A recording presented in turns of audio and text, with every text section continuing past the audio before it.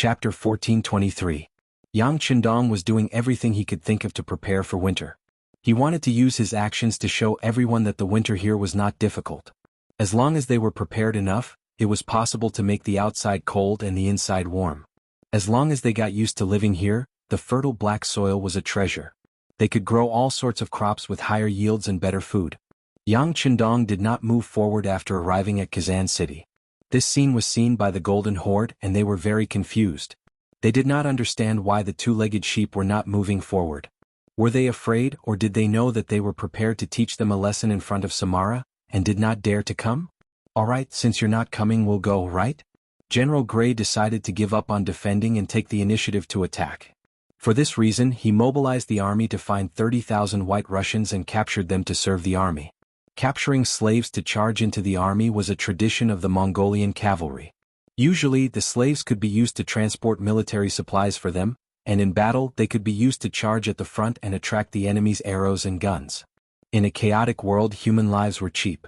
The Mongolian cavalry had never treated the White Russians as human lives. The moment he set out, the scouts reported back. This made Yang Qindong, who was prepared to defend the city, see an opportunity. He decided to change his strategy of only defending the city. Nothing in the world was difficult for those who set their minds to it. Many things had two sides to them. One side was good and the other side was bad. It was just that most people could not see it.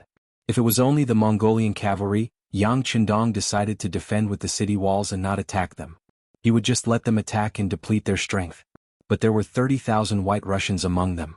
That was a completely different story. Yang Qindong's next big move was all about manpower. These 30,000 people were right in front of him. How could he not take them?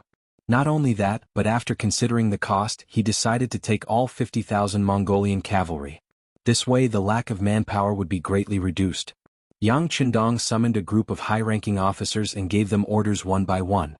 Xiao Feng, the commander of Cold Front 2nd Division who had just arrived, looked very excited. As one of the first officers to follow Yang Qindong, Xiao Feng had been holding his breath all these years. It seemed like the 6th young master trusted him and handed over the security of Laos, Vietnam, Cambodia, and other provinces to him.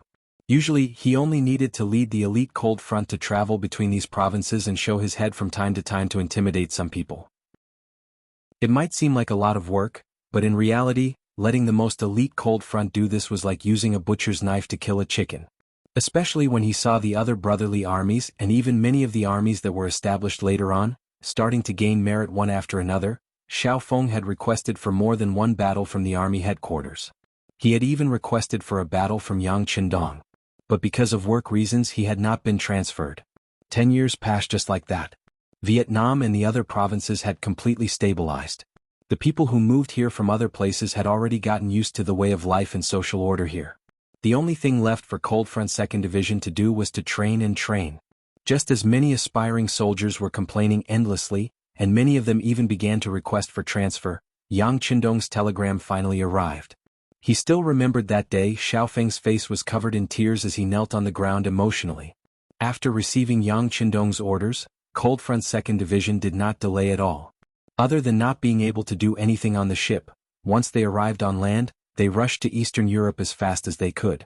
They were afraid that Yang Qindong would change his mind at night and that they would not be able to make it in time for the big battle. Just like that, 20 days in advance, Cold Front 2nd Division reported to Yang Qindong and was fortunate enough to make it in time for the big battle. In the military meeting just now, according to Yang Qindong's military plan, Cold Front 2nd Division was clearly the main force. Although it seemed like they were under a lot of pressure, Xiao Feng did not even frown.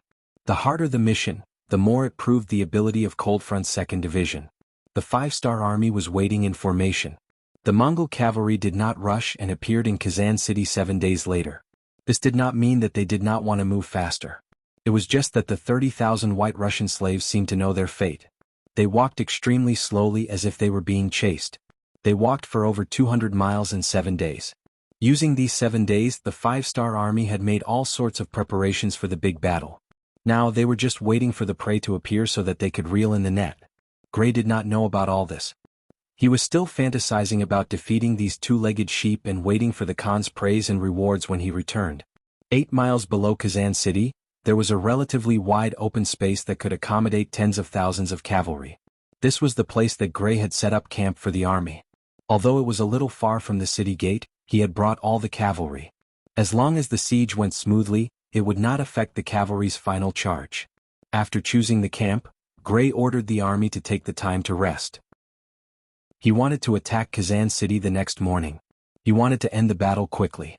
He wanted to tell everyone that two-legged sheep were still two-legged sheep. No matter how strong they were still sheep in front of wolves. The Mongol army settled down and quickly fell asleep. However, the five-star army did not rest. They had already slept during the day.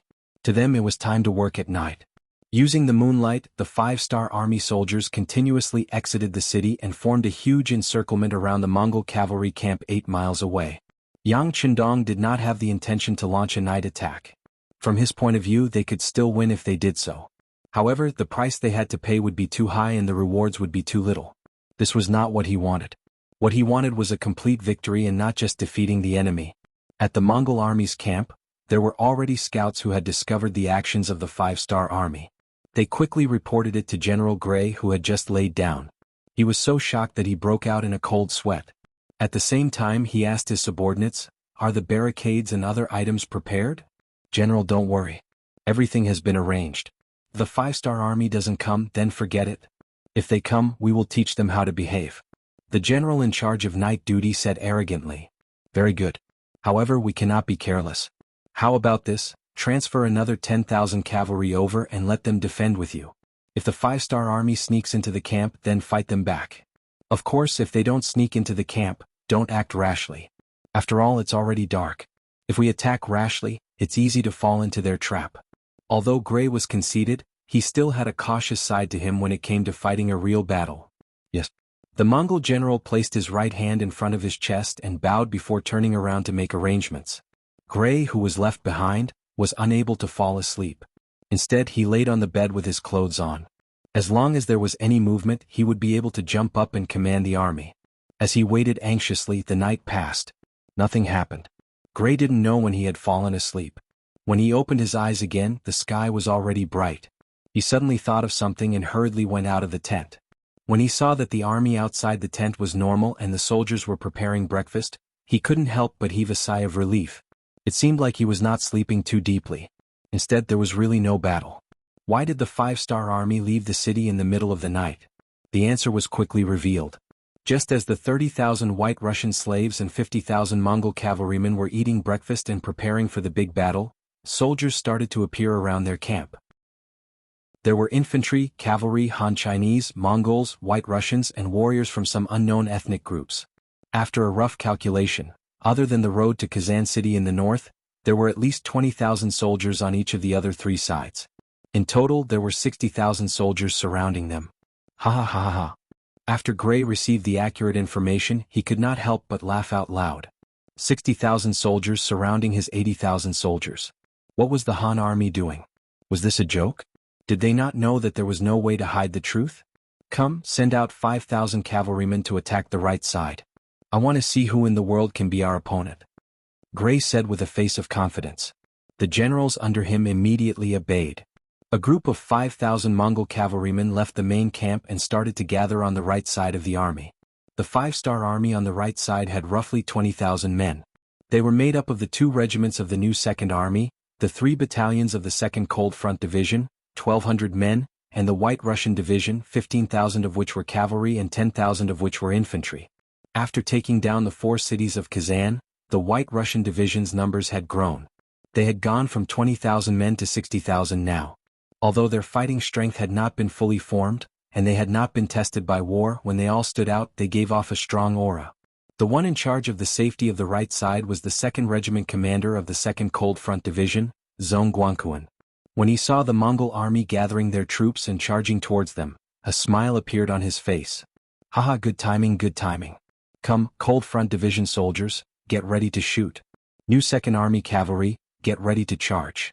White Russians, get ready to clean up the battlefield." Knowing what his mission was, Zhong Guangquan laughed out loud as he made arrangements for his troops. After which, he personally walked in front of a light machine gun and got into a shooting position. Trap was the tactic that Yang Chendong had prepared for the Mongol cavalry. Relying on the advantage of the Cold Front Division's firepower, they would surround the 80,000 soldiers until they surrendered. With that, they would be able to capture many strong laborers. This would be extremely important for Yang Qindong's plans. Chapter 1424. How would the Mongol cavalry know about this? They only knew that their enemies were a bunch of mobs. Their uniforms were not uniform. In fact, it was rare for an army to unify their uniforms. However, why were there so many different races? There were also the White Russian and Mongol soldiers. Although they were holding swords, their arms were trembling. They were clearly a bunch of untrained commoners who had never seen life and death. Could they really fight with these people? As the elite cavalry of the Golden Horde, these 5,000 Mongol cavalry had their own pride. When they found out that their opponents were so weak, they were filled with arrogance. In their eyes, they only needed one charge to break the morale of their opponents. Then all that was left was to jump on their horses and slaughter them. One by one, the Mongolian cavalrymen laughed out loud and got on their horses. They got into formation and were ready for an assault. On the other hand, the 5-star army camp. Just as the Mongol soldiers thought, many of the sword-wielding soldiers were trembling. They were just commoners a few days ago. However, because the 5-star army gave them good treatment, they joined with the mindset of taking advantage of the situation. Some of them were so hungry that they could not take it anymore. When they found out that becoming a member of the 5-star army meant that they could eat and fill their stomachs, why would they care about anything else? The world was big, but the stomach was the biggest. As such, the recruitment process for the 5-star army was very simple. Very quickly, 60,000 people were gathered. In the following few days of military training, the soldiers of the new Second Army finally understood what it meant to be infuriated when compared to others, what it meant to be a bunch of mobs, and what it meant to be unteachable. Not to mention other things, just the fact that these new soldiers could not even tell left from right. When they walked in formation, there were all sorts of postures. There were even a few who walked with crutches. If they could not even understand the basics of walking, how could they win the battle? Because of this, many officers had reported the situation to their superiors. In the end, when it was reported to Yang Qindong, it was like a stone sinking into the ocean. Now these so-called unqualified soldiers had walked onto the battlefield. Looking at their performance, they were already scared out of their wits. If a fight really broke out, what would be the result? Would they be defeated before they could even meet the enemy?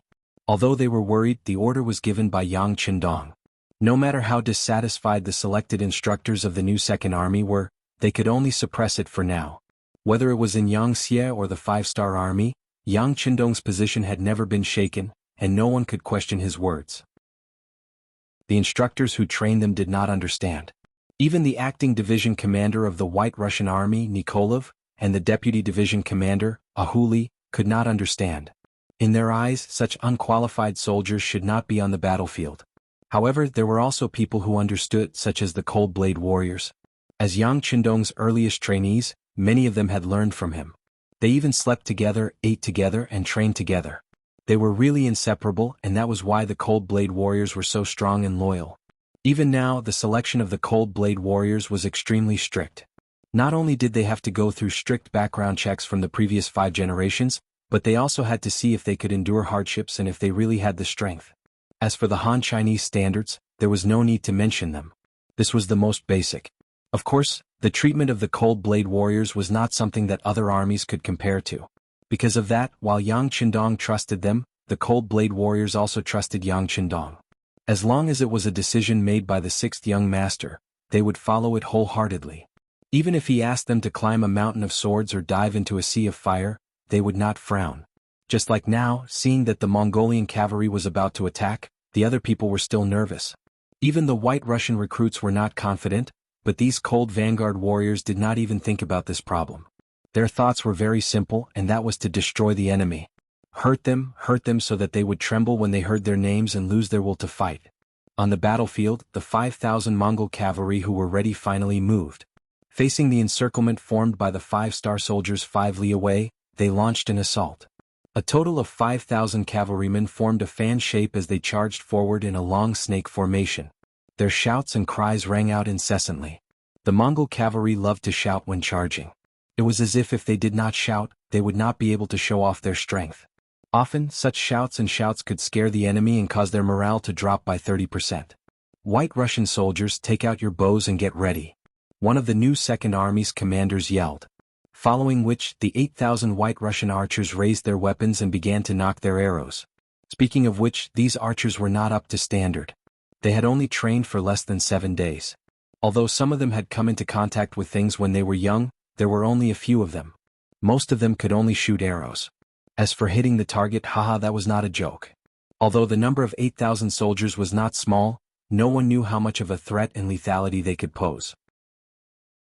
Just when everyone was looking at this scene worriedly, Nicholas and Ari, who were standing on the top floor of Kazan City, were looking at these recruits with a pair of binoculars. Suddenly, many of the recruits released their arrows without listening to orders. Moreover, the distance of the arrows was very close.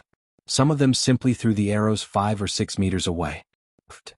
Beta Persei, who was looking at this scene through his binoculars, could not hold his breath and spat it out.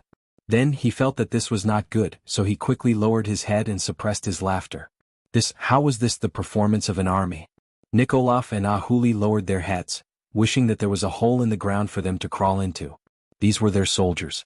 Although they were not personally trained by them, this kind of performance still made them feel ashamed.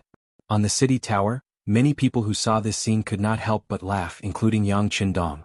However, he was not mocking them. He just felt amused. Then, when everyone was laughing, he said, "There will be a first time for everyone, but this kind of thing will not happen again in the future." Naturally, no one doubted Yang Qindong's words, but it did not stop some people from thinking otherwise. Many people even thought that after this battle, these recruits would probably die, so there was no need to talk about the future. In this way, the 6th young master was right. They did not know that the reason Yang Qindong said this was because of his confidence in the soldiers of the Cold Front Army. And after these White Russian recruits experienced such a humiliating scene, they would definitely work hard and continuously improve their abilities after experiencing a bloody and fiery battle. This way, after training hard, they wouldn't have such a useless performance. It was unknown if everyone understood Yang Qindong's thoughts, but now, everyone's eyes were on the battlefield. They watched as the Mongolian cavalry got closer and closer to the 5-star army on the right. They were less than a mile away. At this distance, many of the Mongolian cavalry laughed. If the 5-star army did not move, they would not have the chance to move. Many of the Cold Front Army laughed. At this distance, it was too late for their opponents to escape. Next, it was time for them to perform. Commander Zhong Guangquan had been a little impatient for a long time, and his eyes became brighter. His right index finger had already touched the trigger and he fired.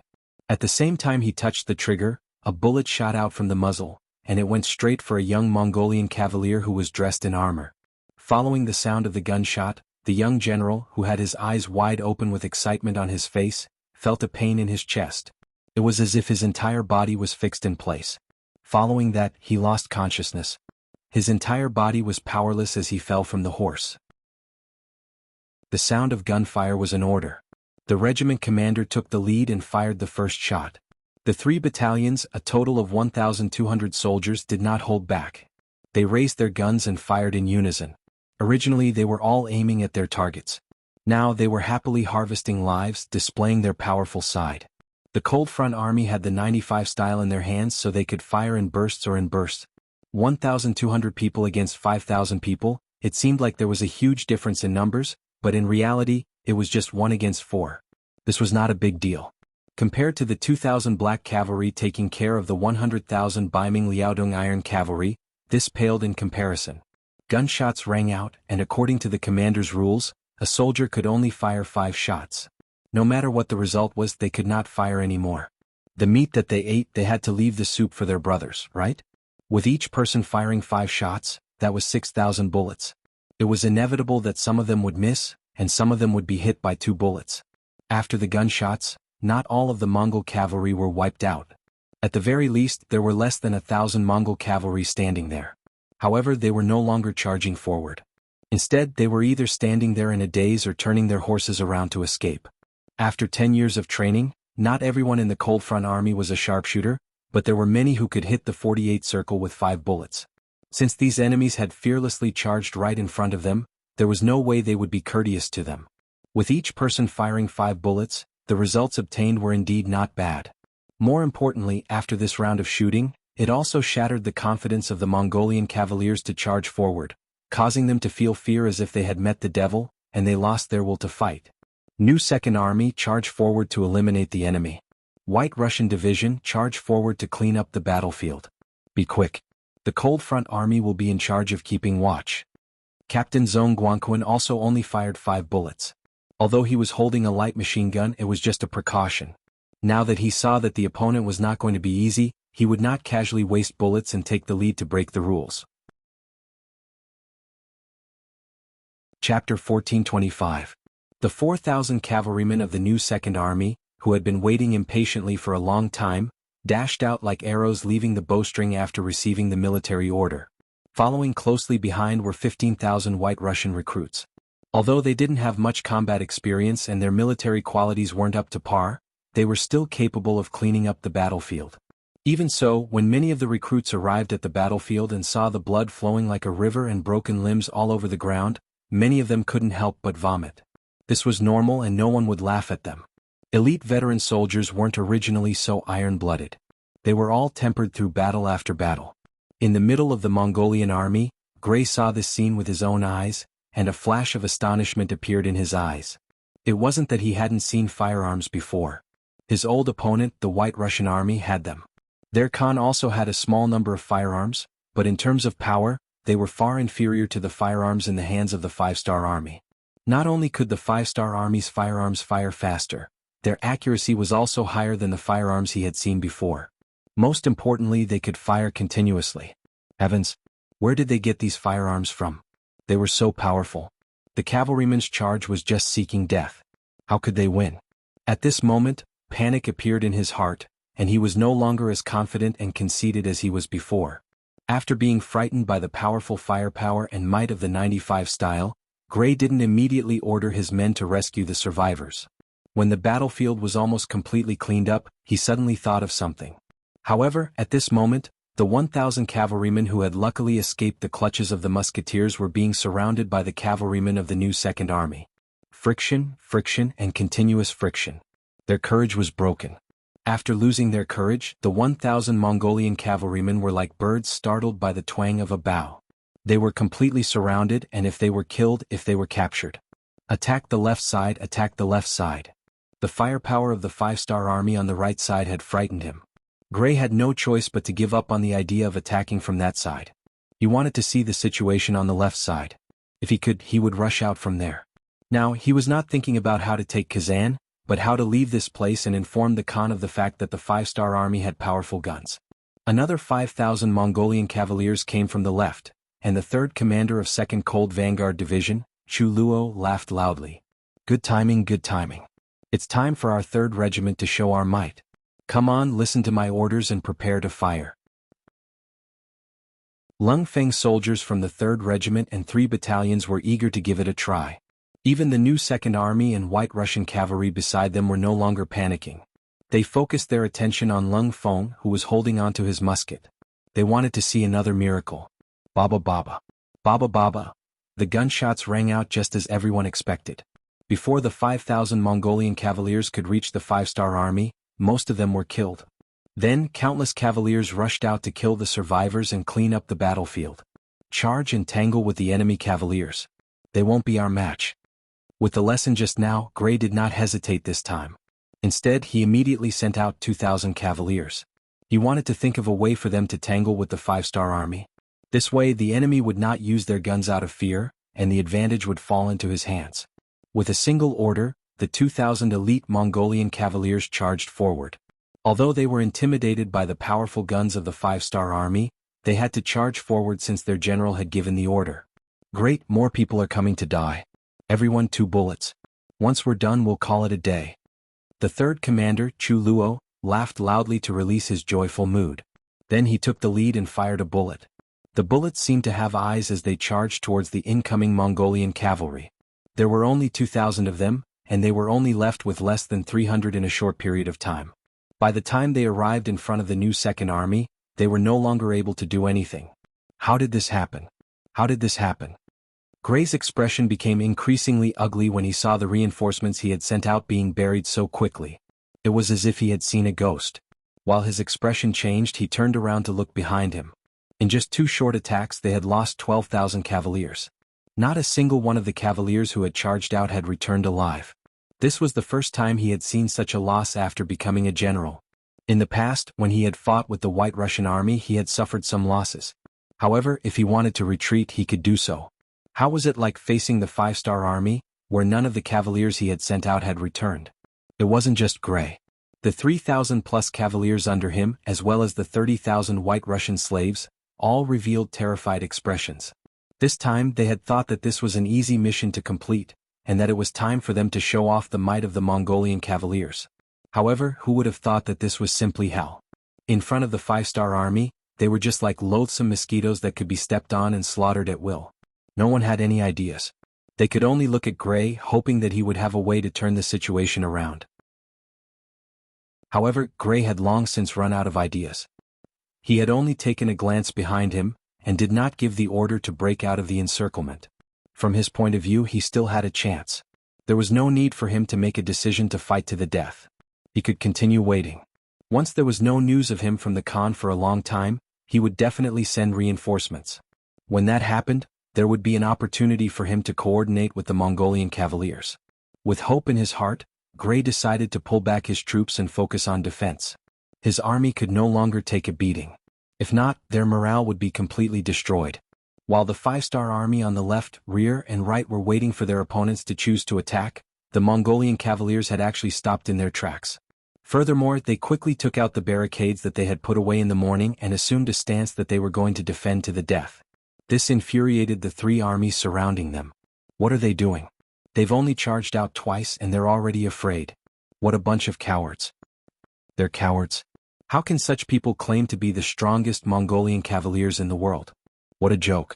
Angry shouts followed, and there were even people shouting in dissatisfaction. When the shouts reached the Mongolian camp, the faces of Gray and many of the young generals turned pale. They were ashamed and embarrassed. Not long ago they had accused the Hans of being two-legged sheep, saying that they only knew how to hide within the city walls and not dare to come out to fight. However, today everything had changed. They had become cowards who did not dare to come out to fight. However, they were still inferior to the Hans. At the very least, the Hans had sturdy city walls, while they only had a simple camp made up of wooden fences. Could such a camp block the enemy's charge? Order the archers to prepare for a counterattack. Also, place the 30,000 White Russian slaves at the outermost perimeter. Gray said worriedly. He wanted to use the White Russians as human shields to protect their safety. Regardless of whether the White Russians were willing or not, under the threat of the 30,000 Mongolian cavaliers, they could only do as they were told. This scene was seen by the surrounding White Russian soldiers, causing many of them to reveal expressions of anger.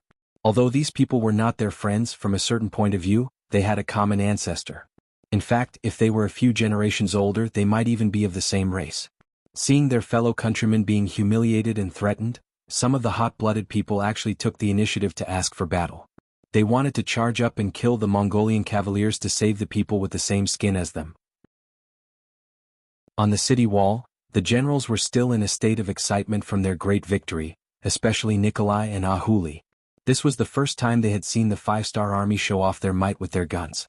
Naturally, they were excited and emotional. They were proud to have joined such a powerful force. At this moment, the voices of the soldiers asking for battle reached the ears of the two division commanders. After looking at each other, they reported to Yang Qindong. The final decision was still in the hands of Bugnam of Gojoseon. Let's talk about it later. Yang Qindong did not agree. From his point of view, now was not the time to attack. Although the White Russian soldiers were of a different race, they had surrendered to him and joined the 5-star army. He had to consider their safety. At the very least, he could not let them die for nothing. Before they could form a fighting force, Yang Qindong would not let the White Russians take the risk. This was out of kindness, and Nikolai and Ahuli were naturally clear about it. They did not fight for it. Instead, they were touched by Yang Qindong's sympathy. Furthermore, Yang Qindong's gaze was deep and calm. With the might of his guns, the 80,000 Mongolian soldiers were just monkeys in the palm of the Buddha. He could play with them however he wanted. If not for the fact that the other party was strong and could not develop without sufficient manpower, he would have already given the order to annihilate them. Yang Qindong did not hold much hatred towards the Mongol army. Due to geographical reasons, the Mongol army did not have much conflict with the Han people. Even after they were defeated in history, they did not cause much harm. Therefore, if he could capture more of them, he was willing to do so even if it took more effort. Gray didn't know about this. What he needed to do now was wait for reinforcements to appear. This time, as he was rushing for time, he had only brought 3 days' worth of rations. From his point of view, even if they could not attack Kazan City, reinforcements would arrive. If they did not have enough rations, they could just wait patiently. In fact, he was still waiting for reinforcements to appear. At that time, he might be able to coordinate with them. After seeing the might of the 5-star army's guns, he did not dare to think about attacking the city. However, there was a high possibility of retreating. Chapter 1426. The reinforcements in Gray's mind were indeed on their way here. However, not long after they left Samara City, they were surrounded by the commander of the new Second Army, Shibi, who had suddenly appeared along a tributary of the Volga River. The 1st Regiment commander of the 2nd Cold Front Division, Chaiji, was also with him. The sound of a gun was exchanged for 10,000 taels of gold. In just an hour, 5,000 reinforcements and 100 carriages of rations were exchanged for the 5th Star Army's contribution. Reporting to the commander. We have killed more than 870 enemies and captured the rest. Not a single one escaped. Please report. The commander of the guards, Su Liang, reported the results of the battle in a loud voice. Quickly clean up the battlefield. Do not leave behind any traces of battle. Shibi returned the salute and gave the order. Then he smiled at Chaiji and asked, Commander Chai, why do you look so down? Yes. These opponents are too weak. It's not fun to fight them. Chaiji sighed and pretended to be a fool. At this moment, he looked as if he had taken advantage of the situation and was pretending to be innocent. After listening to him, Shibei did not expose him. Instead, he pretended to be deep in thought and said, Since that's the case, the next time the Mongolian army sends reinforcements, let us, the new Second Army, deal with them. If there are people who try to escape, you can attack them. Chaiji jumped up like a rabbit whose tail had been stepped on. How is that possible? The 6th young master said that the Cold Front Division should be the main force in the battle. Only then can we eliminate the enemy faster and more thoroughly. How can we, his subordinates, change the order? Oh, then we will have to trouble Commander Chai. Shibi smiled bitterly. Yang Qindong's order was like this, but it was just an excuse. In short, the Cold Front Division should be the first to fight. If there were any problems, the new Second Army could only get the leftovers. But in the face of the tyrannical advantage of firearms, how could there be any problems? Just as Shibi and Chaiji were lamenting that the enemy was too weak and that the battle was not challenging at all. Further south, the Reconnaissance Division commander Su Yunxing was leading a small group of cavalry on a patrol. Su Yunxing entered the Golden Horde with the 2nd Division of the Cold Front and the transport team. After coming here, Yang Qindong gave him a new order, which was to go to the front lines and completely seal off the battle below Kazan. In other words, not a single Mongolian scout was allowed to enter the battlefield. This would create a sense of mystery and prevent the Golden Horde from acting rashly because they did not know what was going on. In Yang Qindong's eyes, the final battle would take place next year. What he needed to do this year was to stabilize the rear. As the old saying goes, to resist foreign aggression, one must first stabilize the internal situation. Naturally, he would not be at ease if such a difficult mission was given to others. Even the most elite Lung Feng could not guarantee that no one would escape and that there would be no problems. However, it was a completely different story when it was handed over to Su Yunxing, the Recon Division commander. When it came to scouting, there were very few people in Yangxia's 5-star army that were his match. Thus, he could rest assured that the mission would be given to him. After Su Yunxing received the order, he split the 3,000 cavalry scouts into 30 squadrons and 300 squads to spread out. His request was to control the entire defensive line from Asala to Kazan. He wanted to ensure that every forest, every river, and every mountain was under surveillance. The scouts were mobilized. The mission they received was difficult and not easy to carry out. After all, there were too few of them and the area was too big. However, after being divided into 300 squads, they still managed to do it. From the start of the mission until now, they had secretly killed more than 100 Mongolian scouts and completely controlled the area. Not everyone could be a good scout. Normally, it would be difficult to find one qualified scout out of 100 Mongolian cavalrymen. This time, more than 100 of them were wiped out. No matter how strong the Golden Horde was, it was enough to cause them serious damage and make them suffer a lot. Division Commander, the soldiers have achieved a lot in the past 3 days. I think the Inner Mongolian army will not be able to send any more scouts to gather information in the near future. Yen De, who had been promoted from battalion commander to regiment commander, said with a smile. His face was filled with excitement and pride. Don't be careless. Before we receive the order to retreat, let the soldiers keep their eyes open. This is a military order from the 6th young master. We can't be careless and we can't ruin the reputation of our scouts, Su Yunxing replied with a serious expression. It was all thanks to Yang Qindong that he could have today. This time it was the order of the sixth young master himself. He would never have the slightest bit of carelessness. Yan Da's expression turned serious. Division Commander, please do not worry. Your subordinate will pass on this order now. The scouts were unable to find out the exact situation of the battle. Another batch of reinforcements arrived and was dealt with. In the short span of 3 days, 2 batches of 10,000 reinforcements were surrounded and captured alive. Just the number of captives was close to 8,000. At this point, Gray's troops were completely isolated. 3 days passed in the blink of an eye. There was no change in the situation. The food in the army had basically been depleted. At this moment, it was not an exaggeration to say that he had run out of food and ammunition. In just 3 days, the morale of the army had fallen to the extreme. Many soldiers were unwilling to get up in order to reduce the consumption of energy. They did not look like soldiers and did not have the morale to fight. This made him very angry. He was also very helpless. Should he charge? The 2 failures had already told him that the Han people were very powerful. Charging was just suicide. Should he retreat? Their path of retreat was blocked. Without the cooperation of reinforcements, how could they charge out? Should he surrender? As a general of the Golden Horde, his dignity did not allow him to do so.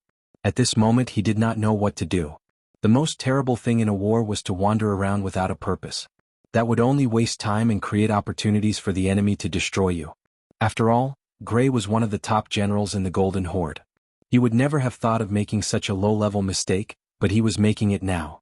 Without a goal in mind, waiting to die was the only thing Gray could do at this moment, as well as the only thing he could do. He looked around and found that the Han people's camp had not changed at all. In the past 3 days there had not been a single opening. If he continued to wait, there might not be any good opportunities. Since he could not wait for the enemy to make a mistake, he could only take the initiative to attack. Without anyone to cooperate with, he could only rely on himself to kill his way out. No matter what, he was the second-ranked general of the Golden Horde. He had a resolute heart. Gray's target was the southeast side behind him. He had already observed that there were only about 20,000 Han people there. He still had 30,000 elite cavalry and 30,000 White Russian slaves. When the time came, he would leave 20,000 White Russian slaves to guard his back while the 10,000 White Russian slaves charged forward. Once they got close to the Han army, he would lead the cavalry to break through the encirclement. He did not ask for victory in this battle, nor did he ask for the number of enemies he could kill. As long as he could charge out, it would be a victory. With such low requirements, there should be a chance for him to do it. Men, distribute the rations and prepare for battle. Gray was very smart.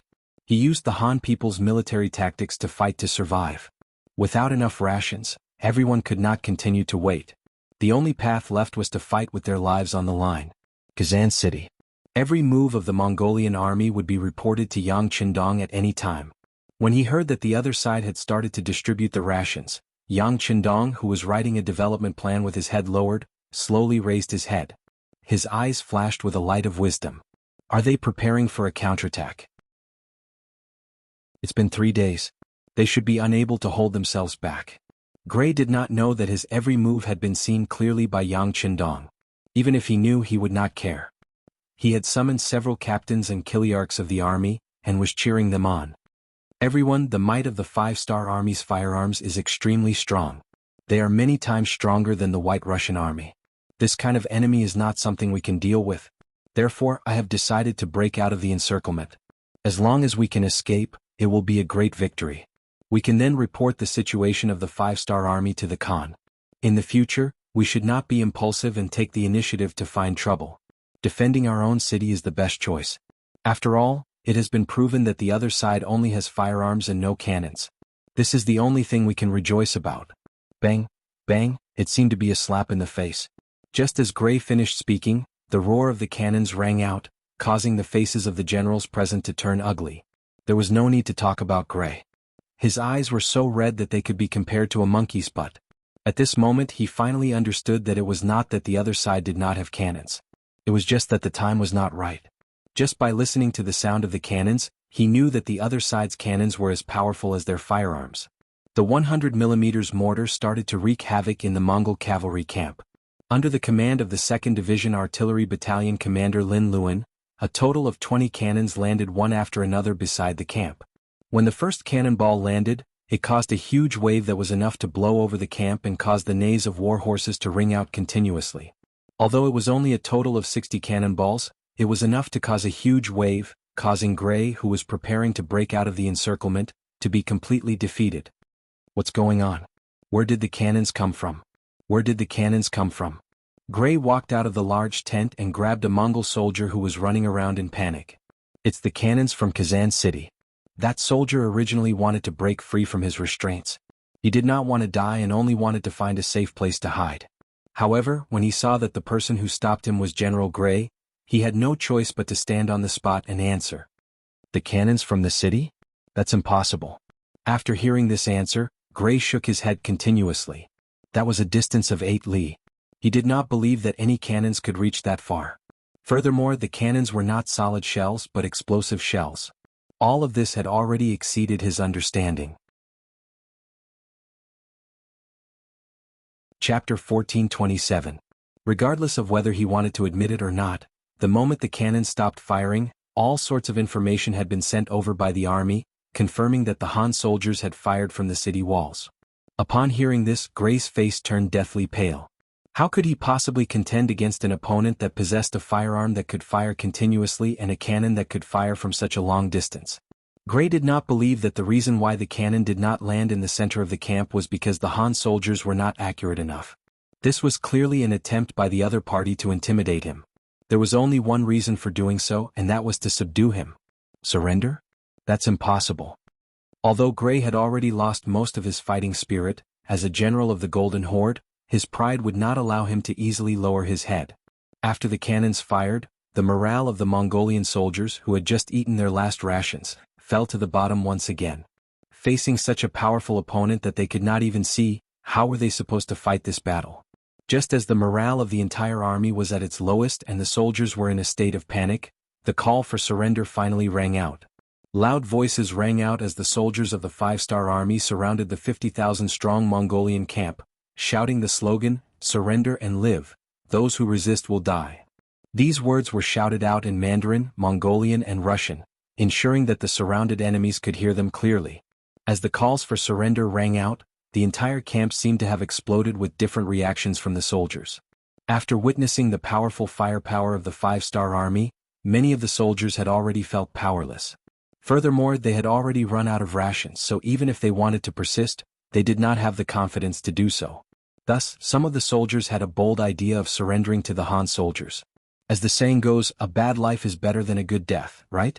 Furthermore, the Han soldiers possessed such powerful firearms, surrendering to them was not a shameful matter. Gray noticed the changes in the expressions of the soldiers, causing him to feel extremely anxious. He knew that the situation was developing towards the worst possible outcome. If he was unable to think of a solution in a short period of time, the 50,000-strong army might really have to surrender to the Han soldiers. Reinforcements? Where exactly are the reinforcements? Gray placed his last hope on the reinforcements. He didn't believe that the Khan would give up on him. Then why hadn't the army transporting the rations arrived yet? He arranged for his personal guards to keep an eye on the rear. As long as he saw a trace of chaos in the 5-star army, he would have the confidence to charge out and meet up with the reinforcements. As the sky gradually darkened, Gray, who was still persevering, did not give the order to surrender. The soldiers below could only endure, hugging their weapons and curling up together. Since they had already confirmed that there was no dinner, they could only move less to reduce their energy consumption. However, he neglected one thing, and that was the hearts of the soldiers. During the day, due to the strict supervision as well as the fact that Gray had sent out his personal guards to patrol the area, no one dared to escape in front of them. However, it was different when it was dark. The limited vision caused many gaps to appear in the barracks. This gave some soldiers who were ready to surrender a chance to survive. The sky had just turned dark, and a team of 100 people had already surrendered. When the news reached Gray's ears, he remained silent. After a while he replied, "Got it?" With the situation as such, it wasn't something that could be changed by human strength. In the end, Gray was still soft-hearted. He didn't want to see all of his soldiers die here like him. Why not be merciful before they die and give them a chance to live? The general's disregard for everything sped up the process of the Mongol army surrendering. At the start, it was only 100 men surrendering.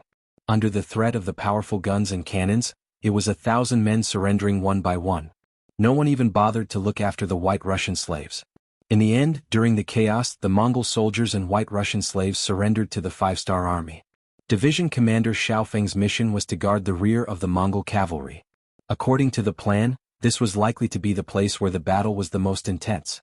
After all, once they discovered that the road ahead was blocked, the Mongol army that wanted to escape would definitely charge towards this place. The plan couldn't keep up with the changes. The Mongol army, which still had over 50,000 soldiers, had actually surrendered just like that. This caused all of Xiaofeng's preparations to be useless. He could only lead his soldiers to capture captives. For the entire night, no one was able to find a chance to rest. When the sun rose, the entire Mongol camp was already empty. When General Gray walked out of his tent, he saw less than 2,000 soldiers. It wasn't that these people didn't want to escape, but that they had killed too many people. They were afraid that even if they surrendered, they wouldn't be able to survive. Okay. Looking at the remaining 2,000 cavalrymen, Gray started to relax. He could finally go all out without any misgivings. Everyone. Centaurs. Outside the camp, Division Commander Xiaofeng didn't reveal any signs of exhaustion after a night of hard work. On the contrary, he was extremely excited. After his continuous requests, Yang Qindong finally handed over the task of dealing with the remaining 2,000 Mongol cavalry soldiers to him. Although their numbers were slightly less, they could still put up a good fight. Early in the morning, Xiaofeng had gathered a few thousand soldiers and surrounded the Mongol camp. Now all they had to do was wait for the enemy to charge out so that they could deal with the problem in one go. After the formation was set up, the Mongol cavalry soldiers walked out of the camp as expected. Although there were less than 2,000 cavalry soldiers left, they were all prepared to die, causing them to appear exceptionally imposing. Immediately put down your weapons and surrender. If not, don't blame us for being impolite. Division Commander Xiaofeng finally had the chance to shout out. His shout wasn't soft, but there was another voice that resounded in Xiaofeng's heart. You must not surrender. You must not surrender. If not, with such a large formation, there won't be a battle to fight. Xiaofeng was worried that these 2,000 soldiers would still choose to surrender. However, his worries were clearly unnecessary. Since these people didn't choose to surrender last night, why would they do so now? Facing the ice-cold muzzles of the Mongol cavalry soldiers, all of them pulled out their cavalry swords. Under General Gray's furious roar, they started a suicidal charge. Iron hooves stomped on the ground, causing dust to rise. One after another, the Mongol cavalry soldiers shouted loudly, waving their cavalry swords as they charged forward. What welcomed them was Division Commander Xiaofeng's command, following which gunshots rang out. Bullets whizzed through the air, piercing through the bodies of the charging cavalry soldiers. Blood splattered everywhere. One after another, the Mongol cavalry soldiers fell on the path of the charge. The Mongol cavalry soldiers were already prepared. Almost every one of them was shot in the chest. Their cavalry swords fell from their hands, and their corpses fell from their horses like dumplings. Gray took the lead, carrying out the duties of a general as he charged at the very front. Although he didn't turn his head, his senses told him that soldiers were falling beside him. Very quickly, there were no other noises around him. When he was 50 meters away from the Mongol cavalry soldiers, his surroundings became extremely quiet. He finally couldn't help but turn his head around. All he saw was a ground full of corpses, and the war horses that no one was commanding were whining on the spot. Reality told him that everyone had died in battle, except for himself. This was enough to prove that the Mongol cavalry soldiers' marksmanship had reached a level where they could hit wherever they wanted. If not, why was he the only one left alive? Why? When he saw that he was the only one left alive, Gray was on the verge of breaking down. This was the outcome he didn't want to see the most. He wanted to die like a brave warrior, but these Han people didn't give him such a chance. As Gray shouted, two sturdy horses appeared in front of him. One of them was holding a sharp divine saber, while the other was holding a rather heavy mace. They blocked Gray's path of advance, one on the left and one on the right. The people who had come were Beta Persei and Ahuli. The former had only been allowed to enter the battlefield after continuously begging Yang Qindong. As for Ahuli, Yang Qindong cherished talent. He had already found out from the captives that everyone had surrendered because Gray had tacitly agreed to it. This was enough to prove that Gray was still kind. He liked such people very much and was willing to recruit them. Ahuli's mission was to persuade Gray to work for him. When Gray saw the two warriors, he couldn't help but stop his horse. He wanted to see what the other party wanted to say to him. "You must be General Gray. My young master already knows what you've done. He admires you very much. Now I'll give you a chance. Dismount and surrender. Not only will you not die, but if you perform well enough, you can also lead soldiers and become a general again. Of course, this so-called performance means that you have to defeat me. Do you dare?" Beta Persei stretched out his left hand and gently stroked the cavalry sword in his hand. An eager expression appeared on his face. He didn't ask if he could, but if he dared. This was originally a verbal trap. However, Gray was clearly infuriated by Yang Er's words. He had lost, but he had lost to the powerful guns and cannons, not because he was afraid of the two-legged Han people. Seeing that Beta Persei had challenged him on behalf of the Han people, Gray, who had long been suppressing his anger and wanted to prove himself, immediately shouted back, "Who's afraid is a coward? Just don't let others help you with guns." Beta Persei was afraid that Gray wouldn't agree. As long as he was given a chance to fight, why would he need the help of others? Did he really think that he was playing around with Yang Qindong these days? With a grandmaster by his side, his improvement was obvious. Although he could often fight with the Black Cavalry, it was not a life-and-death battle, so he couldn't completely let go. Now that the opportunity had appeared, he laughed and said, "Okay, it'll be a one-on-one fight between the two of us. Ahuli, you don't have to help." Chapter 1428. Ahuli, who had been called out, was already prepared to step in once Beta Persei was no match for him. This person was Bugnam of Gojoseon's personal guard and was the most trusted person. Nothing must happen to him, especially in front of Ahuli. But he never thought that Beta Persei would call out his name. This left him at a loss for what to do for a moment. Before Ahuli could think of what to do next, Beta Persei had already urged his horse to rush out. Gray, who was opposite him, also shouted and rushed over on his horse. If it was a battle on land, there was almost no suspense. Beta Persei could always be by Yang Qindong's side, so how could his skills be bad? But this was a battle on horseback. Not only did it depend on who was braver and stronger, it also depended on who was more skilled in horsemanship. Why had the Central Plains, who seemed to be quite strong, always been unable to defeat the people of the grasslands? Was it because they were not brave? Of course, the answer was not like that. There was a certain gap between the two sides, and the difference was in the control of horsemanship. I didn't just call them a people on horseback. Many times, cavalry and war horses had long been integrated into one. Some war horses with intelligence could even analyze what to do next based on their master's mood. In contrast, the Han people rode horses to prepare for war.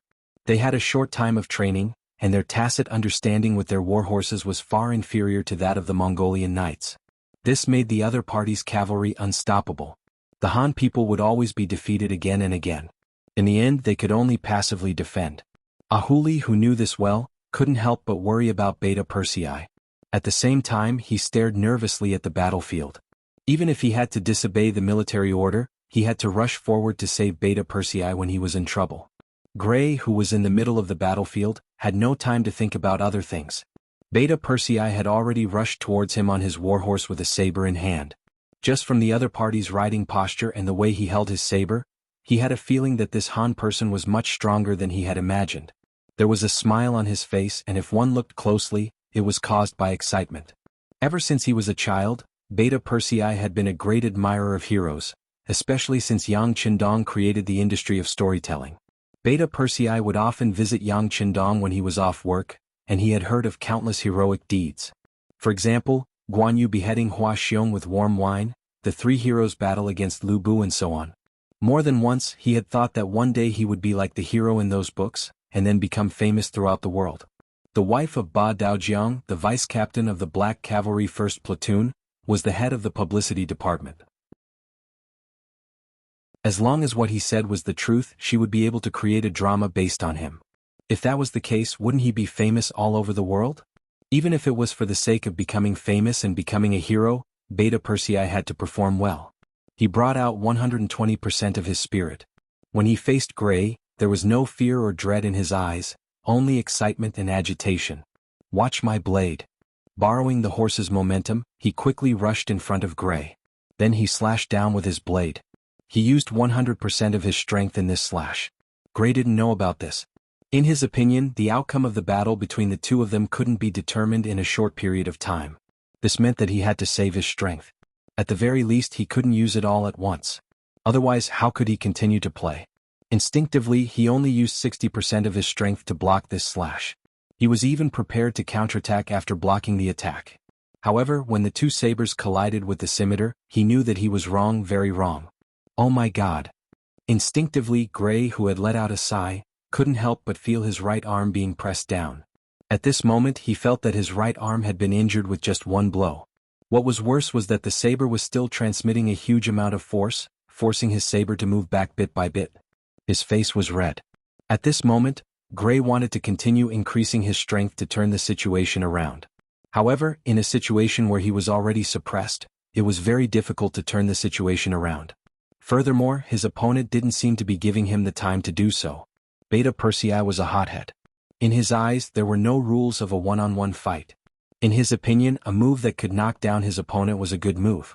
Just like what the young master always said, no matter if it was a black cat or a white cat, it was a good cat if it could catch a mouse. As for gaining the upper hand in just one round, this was somewhat out of Beta Persei's expectations.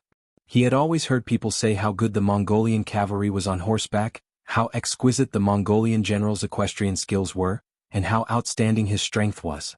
He was even prepared for a bitter battle. However, he didn't expect to completely suppress his opponent in just one round.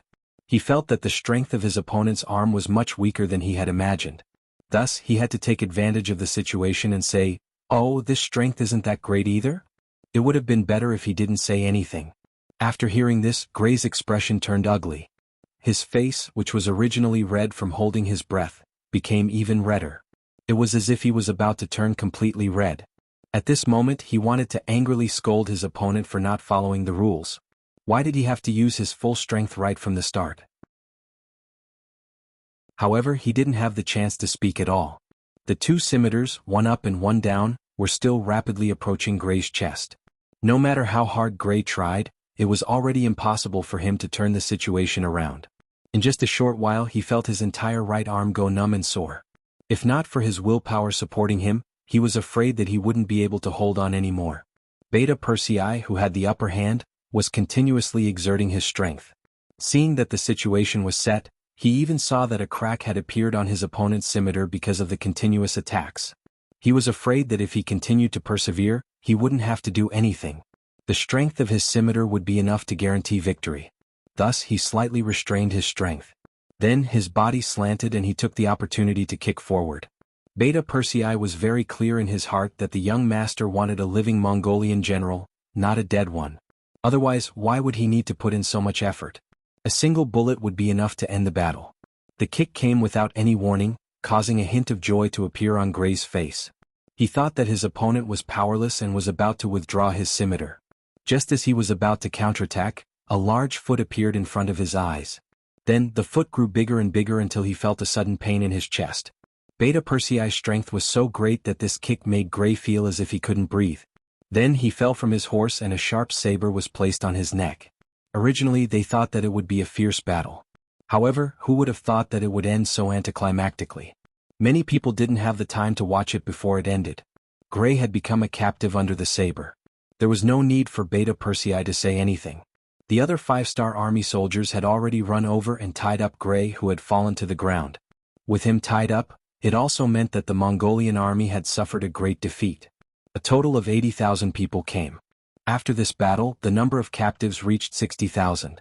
Haha, this Khagan of the Golden Horde is a little like a transport captain. After Yang Qindong finished speaking, he didn't care if anyone else understood him. He turned around and went down the city gate tower. Just yesterday he received a telegram from the world's 1st Cavalry Army and the Cold Front's 3rd Cavalry Army. It recorded that they had defeated Turgenev of the Russian clan. Turgenev had underestimated his opponent and rashly attacked. The Cold Front's 2nd Cavalry Division had sent reinforcements and made him dizzy. Then the world's 1st Cavalry Army took the opportunity to attack and ended the battle. Yang Qindong had already expected this result. Turgenev wasn't a direct descendant of the Russian duchy. Furthermore, he had underestimated his opponent and sent out his troops against the Cold Front and the world's 1st Cavalry Army. It would be strange if he didn't lose. The only regret was that Turgenev had escaped. No one would have thought that when the world's 1st Cavalry Army launched their attack, Turgenev would be one of the first to escape. This caused the morale of the Mongolian army to plummet. At the same time, it also allowed the general to escape the net. Perhaps the Cold Front's 2nd Cavalry Division and the world's 1st Cavalry Army had fought too fiercely. In the end, only 70,000 of the 100,000 enemies had escaped. Only 30,000 had been killed or captured. Since the battle had been decided, the next thing he had to think about was how to revive the country. He had to turn this place into an important Yangtze military base in the shortest time possible. 7 days had passed, and there was still no news about the attack on Kazan City. Mahamar's intuition told him that things weren't going well. What's going on? Send someone to investigate. This Khan doesn't believe that 80,000 people can fly to the sky. If they're alive, I want to see them. If they're dead, I want to see their corpses. With a face full of dissatisfaction, Mahamar called over his subordinate, General Bodo, who was in charge of scouting and intelligence. Yes, your humble servant will immediately investigate. Bodo was sweating profusely. A total of 50,000 elite cavalrymen and 30,000 White Russian slaves had disappeared not long after leaving Samara City. Not only that, but the 3 transport brigades that he had sent out, a total of 15,000 people, had also disappeared. There were also more than 200 elite scouts that he had sent out. They had all disappeared. That was more than 200 elite scouts, and he had invested a lot of effort into them. Now that there was no news, he didn't even dare to tell the Khan. He was afraid that he would have to bear the responsibility in the end. Bodo quickly turned around and left. What he didn't know was that the nightmare would continue. With Commander Su Yunxing leading 3,000 elite cavalry scouts, no matter how many scouts he sent out, they would all be like meat buns thrown to a dog, never to return. They won in one battle, and it was an easy victory. All the soldiers who had experienced this scene, especially the Mongol and White Russian soldiers who had just joined, were full of admiration for the 5-star army. They didn't need anyone to tell them what to do next, and they all focused on training. Chapter 1429. Interest was the best teacher. When there was motivation, the enthusiasm of the soldiers increased. As the instructors, the skeleton warriors of the 5-star army felt much more relaxed. When the matter was reported to Yang Qindong, he didn't care about it anymore. He had already focused on the road construction.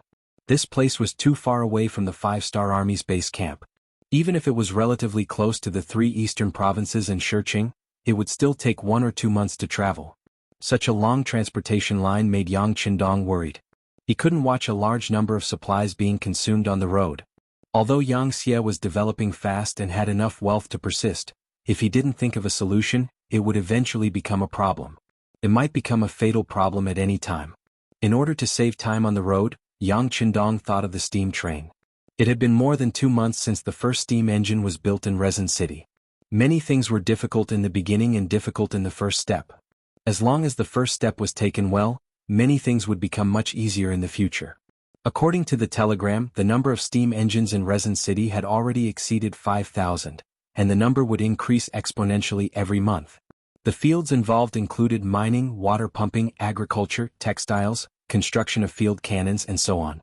Following the continuous research and development, it would also involve the power drive, such as the use of warships and the real construction of trains. Over the years, the research department of Crimson City had been working hard on the exploration. They had even created electric batteries, and they had also built electric scooters according to the ideas provided by Yang Qindong. Although they could only build 2-wheeled motorcycles and 3-wheeled motorcycles due to the limitations of their efficiency, they could still build 2. As long as they had the right ideas, it wouldn't be difficult to build electric scooters in the near future. Even so, with the steam engine, would the steam train be far away? Once there was a train, it would greatly increase the speed of the 5-star army's march and Yangtze's commercial and industrial development. At that time, with the fastest speed, they could achieve twice the result with half the effort. Yang Qindong was confident that this day wouldn't be too far away. What he needed to do now was to make all the necessary preparations. For example, the provinces of Laos, Vietnam, and Cambodia had already begun to lay down railway tracks in preparation for the appearance and operation of trains. Even the origin city had begun to study this matter.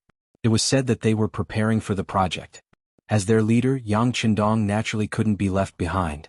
First, he had to build the road and lay a good foundation. This was what he was prepared to do this winter. Once there was a good foundation, the rails could be laid as soon as they were in place. Would the steam train be far away? At that time, the local specialties here could be easily transported out in the shortest time. The thought of the profits made Yang Qindong smile in his sleep. After setting the plan, Yang Qindong gave the order and began to get busy. The White Russians and Mongolian captives were the main force, while the rest were invited over with money and food. It would not be an exaggeration to say that the situation changed every day. In just the first day, these people cleared the mountains, built bridges, and built a solid foundation of 3 kilometers. Don't underestimate these 3 kilometers. Many of them were doing this for the first time and didn't know where to start.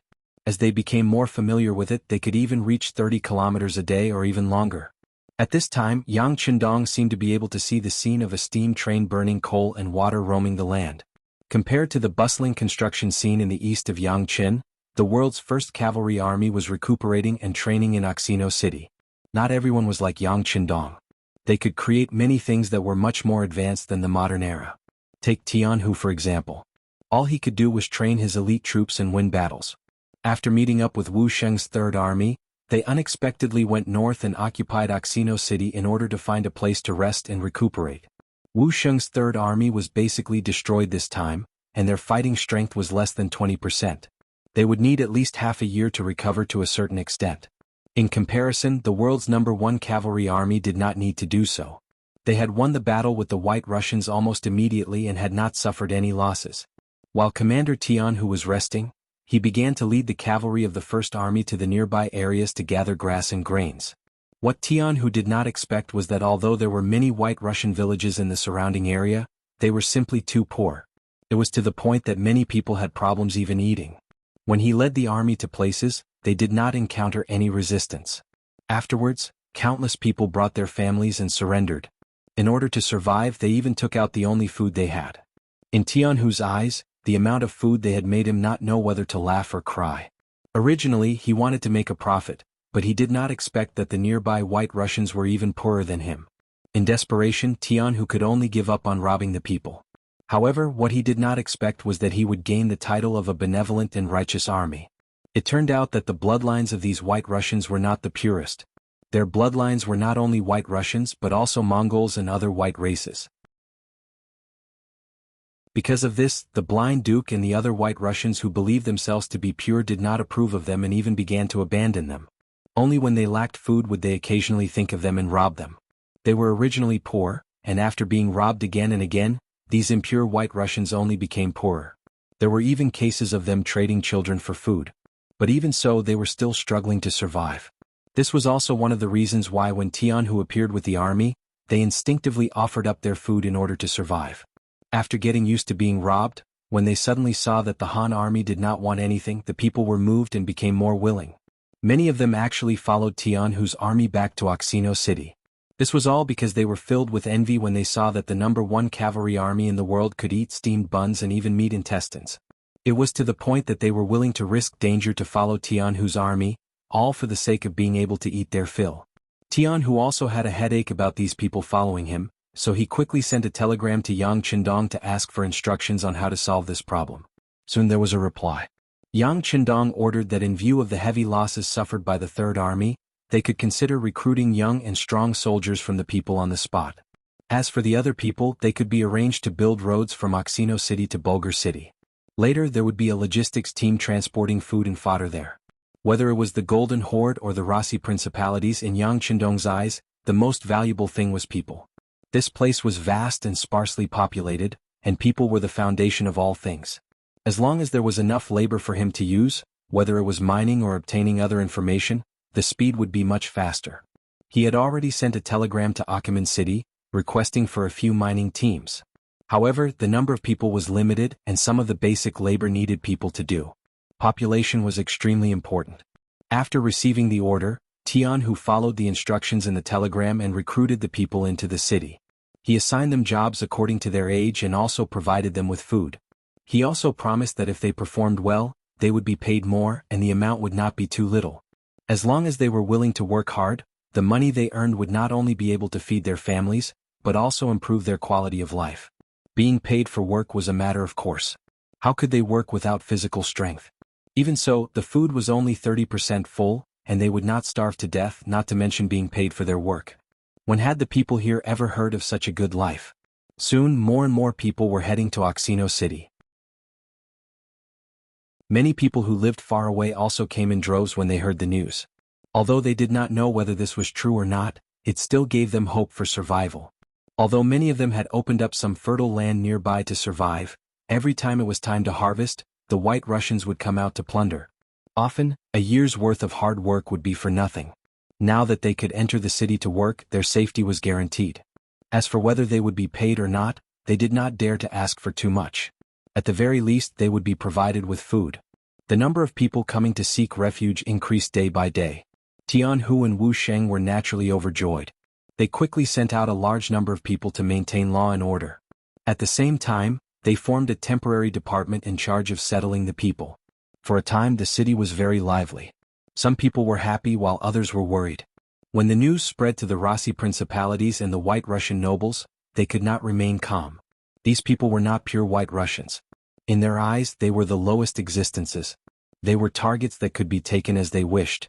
They looked down on such people in their hearts and did not treat them as their own. However, if someone wanted to snatch people from them, they would not allow it. What's wrong? I can bully my people and I can even slaughter them. But outsiders are absolutely not allowed. Otherwise, when I need food and labor in the future, where will they go to find them? If the entire country's people followed suit and asked for food and wages just to work for them, wouldn't they go bankrupt?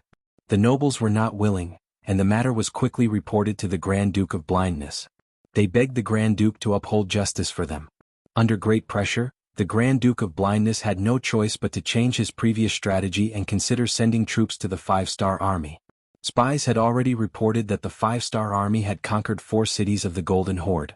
Not only that, but they also fought a big battle outside Kazan City. As for the results, there was still no news.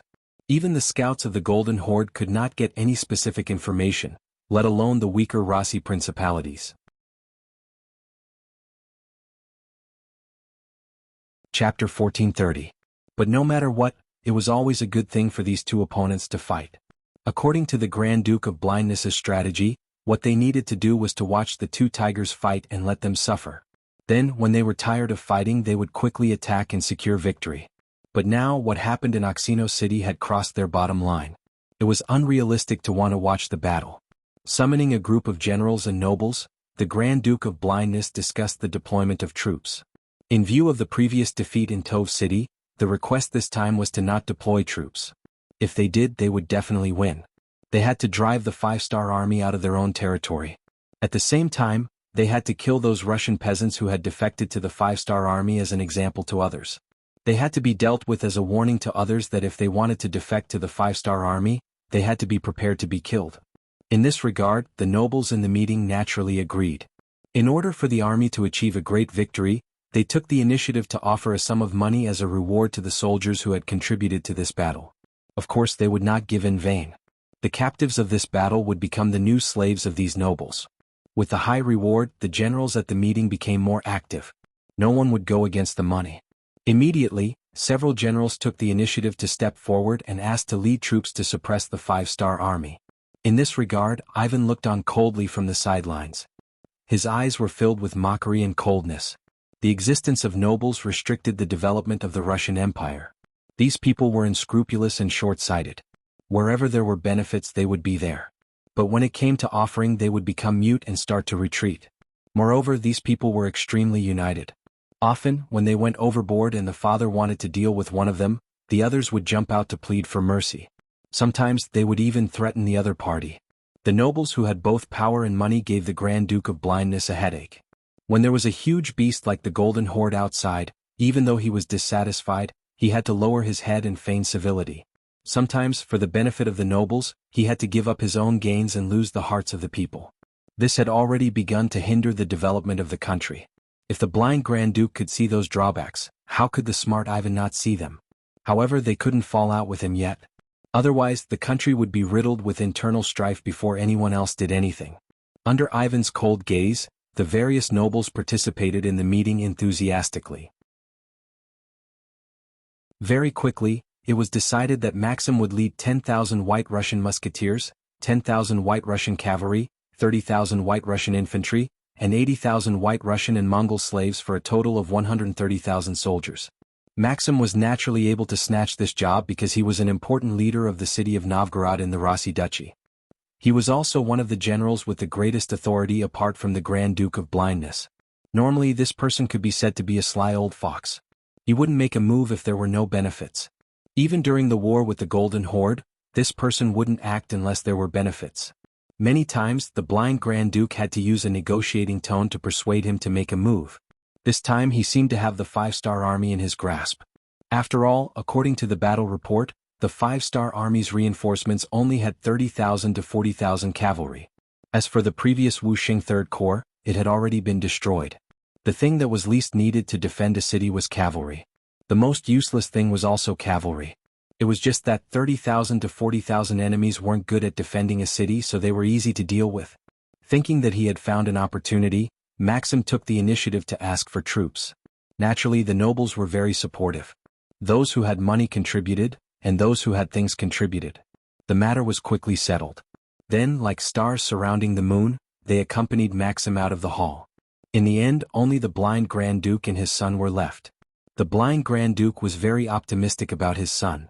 Even if the Tove City army was defeated, he still thought highly of Ivan. He even thought that it wasn't a bad thing for a young man to encounter some setbacks. On the contrary, it would be helpful for his future growth. After seeing that there was no one else in the hall, Ivan spoke. He knew why his father wanted him to stay alone, so he simply said bluntly, "Father-in-law, your son doesn't think highly of Maxim's campaign this time. The Han people aren't that easy to defeat. They are likely to hit a wall." "Are our guns and cannons not enough?" the Grand Duke of Blindness asked curiously from his high seat. "If we push forward layer by layer with the power of our guns and cannons, there is still a possibility of victory. But if we are too arrogant, then we will definitely fail." "That's right, Turgenev's defeat is an example." Ivan hesitated for a moment, then said with a firm tone. Ivan's meaning was very clear. If he led the army in this battle, then they would win. If it was someone else, then it would be hard to say. The blind Grand Duke laughed. How could he not understand his son's meaning? Wasn't this what he wanted? Just like how Ivan saw the arrogance of the nobles, how could the blind Grand Duke not know this? Although his eyes weren't very good, he understood in his heart. If he wanted to revitalize the Russian Empire, these nobles would undoubtedly become an extremely heavy stumbling block. If he didn't kick them to the side, then problems would occur sooner or later. However, seeing a problem in many things didn't mean that it could be solved. The nobles were very united. They would only do things that would benefit them. If there were no benefits, they would pretend to be confused and stay away. Even if someone wanted to scheme against them, there was no better way. This time, the nobles recommended Maxim to take action because they saw that the Han people had more powerful cannons and wanted to take them for themselves. Moreover, the Han people had 40,000 cavalrymen. War horses had always been something that the Russian Empire needed the most. It was because of these benefits that the nobles took action. However, they forgot about Turgenev's defeat. It must be said that the nobles couldn't be blamed. It was because Turgenev cared too much about his reputation. When he returned, he didn't mention that he had escaped. He only said that the Han army's cannons were too powerful. Seeing that he was no match for them, he couldn't possibly use human lives to make up for it. This made everyone unable to see the true strength of the Han army. Back to business. Although the blind Grand Duke knew that the Han people weren't to be trifled with, he didn't stop them. He also wanted to use this opportunity to deal a heavy blow to the nobles' strength. This would play a positive role in his better governance of the Russian Empire. Once Maxim's army was defeated, he would send his own troops to Oxino City. If he won the battle, not only would he reap the benefits, he would also be able to consolidate his authority. More importantly, he would be able to effectively intimidate the nobles. This was a good thing that could satisfy all three goals. This was what the blind Grand Duke was thinking. However, there were some things that he couldn't say out loud even to his own son. Firstly, he couldn't leave any evidence for others to talk about. Secondly, he could use this opportunity to teach his son a lesson and let him understand the scheming of an emperor. "All right, you may leave." Knowing that he had asked all the questions he needed to ask, the Grand Duke of Blindness waved his hand with a smile. The blind Grand Duke could see everything clearly because his wisdom was unmatched. Moreover, his mind was very clear. However, the nobles couldn't do it. Just as Ivan thought, they were a group of short-sighted people. Once they saw benefits, they were like flies that saw an egg with a crack. That kind of desire couldn't be controlled. Maxim, who had been elected, was also very pleased with himself. This time, in order to support him in the war, the nobles had given him a lot of military funds. although it was said that after the war, he would have to divide the victory according to the noble's investment. However, he was still satisfied with the noble's actions. At least he could see the noble's support for him. After reaching Maxim's position, it would be impossible to say that he didn't have any ambition. He also wanted to become a high and mighty existence like the blind Grand Duke. To achieve this, he had to achieve great results. Previously, when he faced the Mongol cavalry, he lacked confidence. However, now that he was facing the Han people who were known as two-legged sheep, he had no reason to be afraid.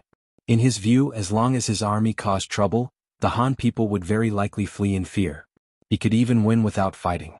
With great confidence and excitement, Maxim gathered his troops and set out 5 days later. His target was Oxino City. At this time in Oxino City, the Third Star Army had finished replenishing its troops. Under the temptation of extremely high pay and treatment, no less than 20,000 young and middle-aged commoners joined the army. Even so, there were many youths who weren't chosen for various reasons and left with regrets. This was the benefit of having a strong economy. Many transport teams came from the Far East region.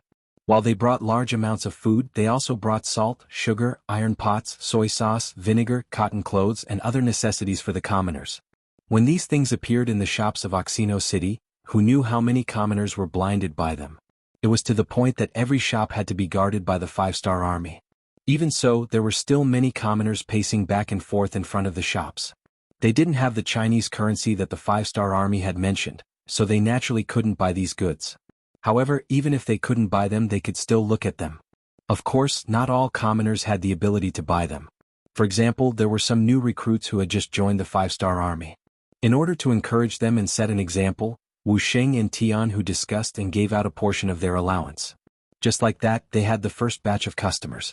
When the White Russian and Mongolian recruits wearing clean and tidy military uniforms took out their Chinese coins and bought some daily necessities that made people envious, the other commoners were in an uproar. They only hated that their children hadn't been accepted by the Five-Star Army. Otherwise, they would have been part of the people who had these good things.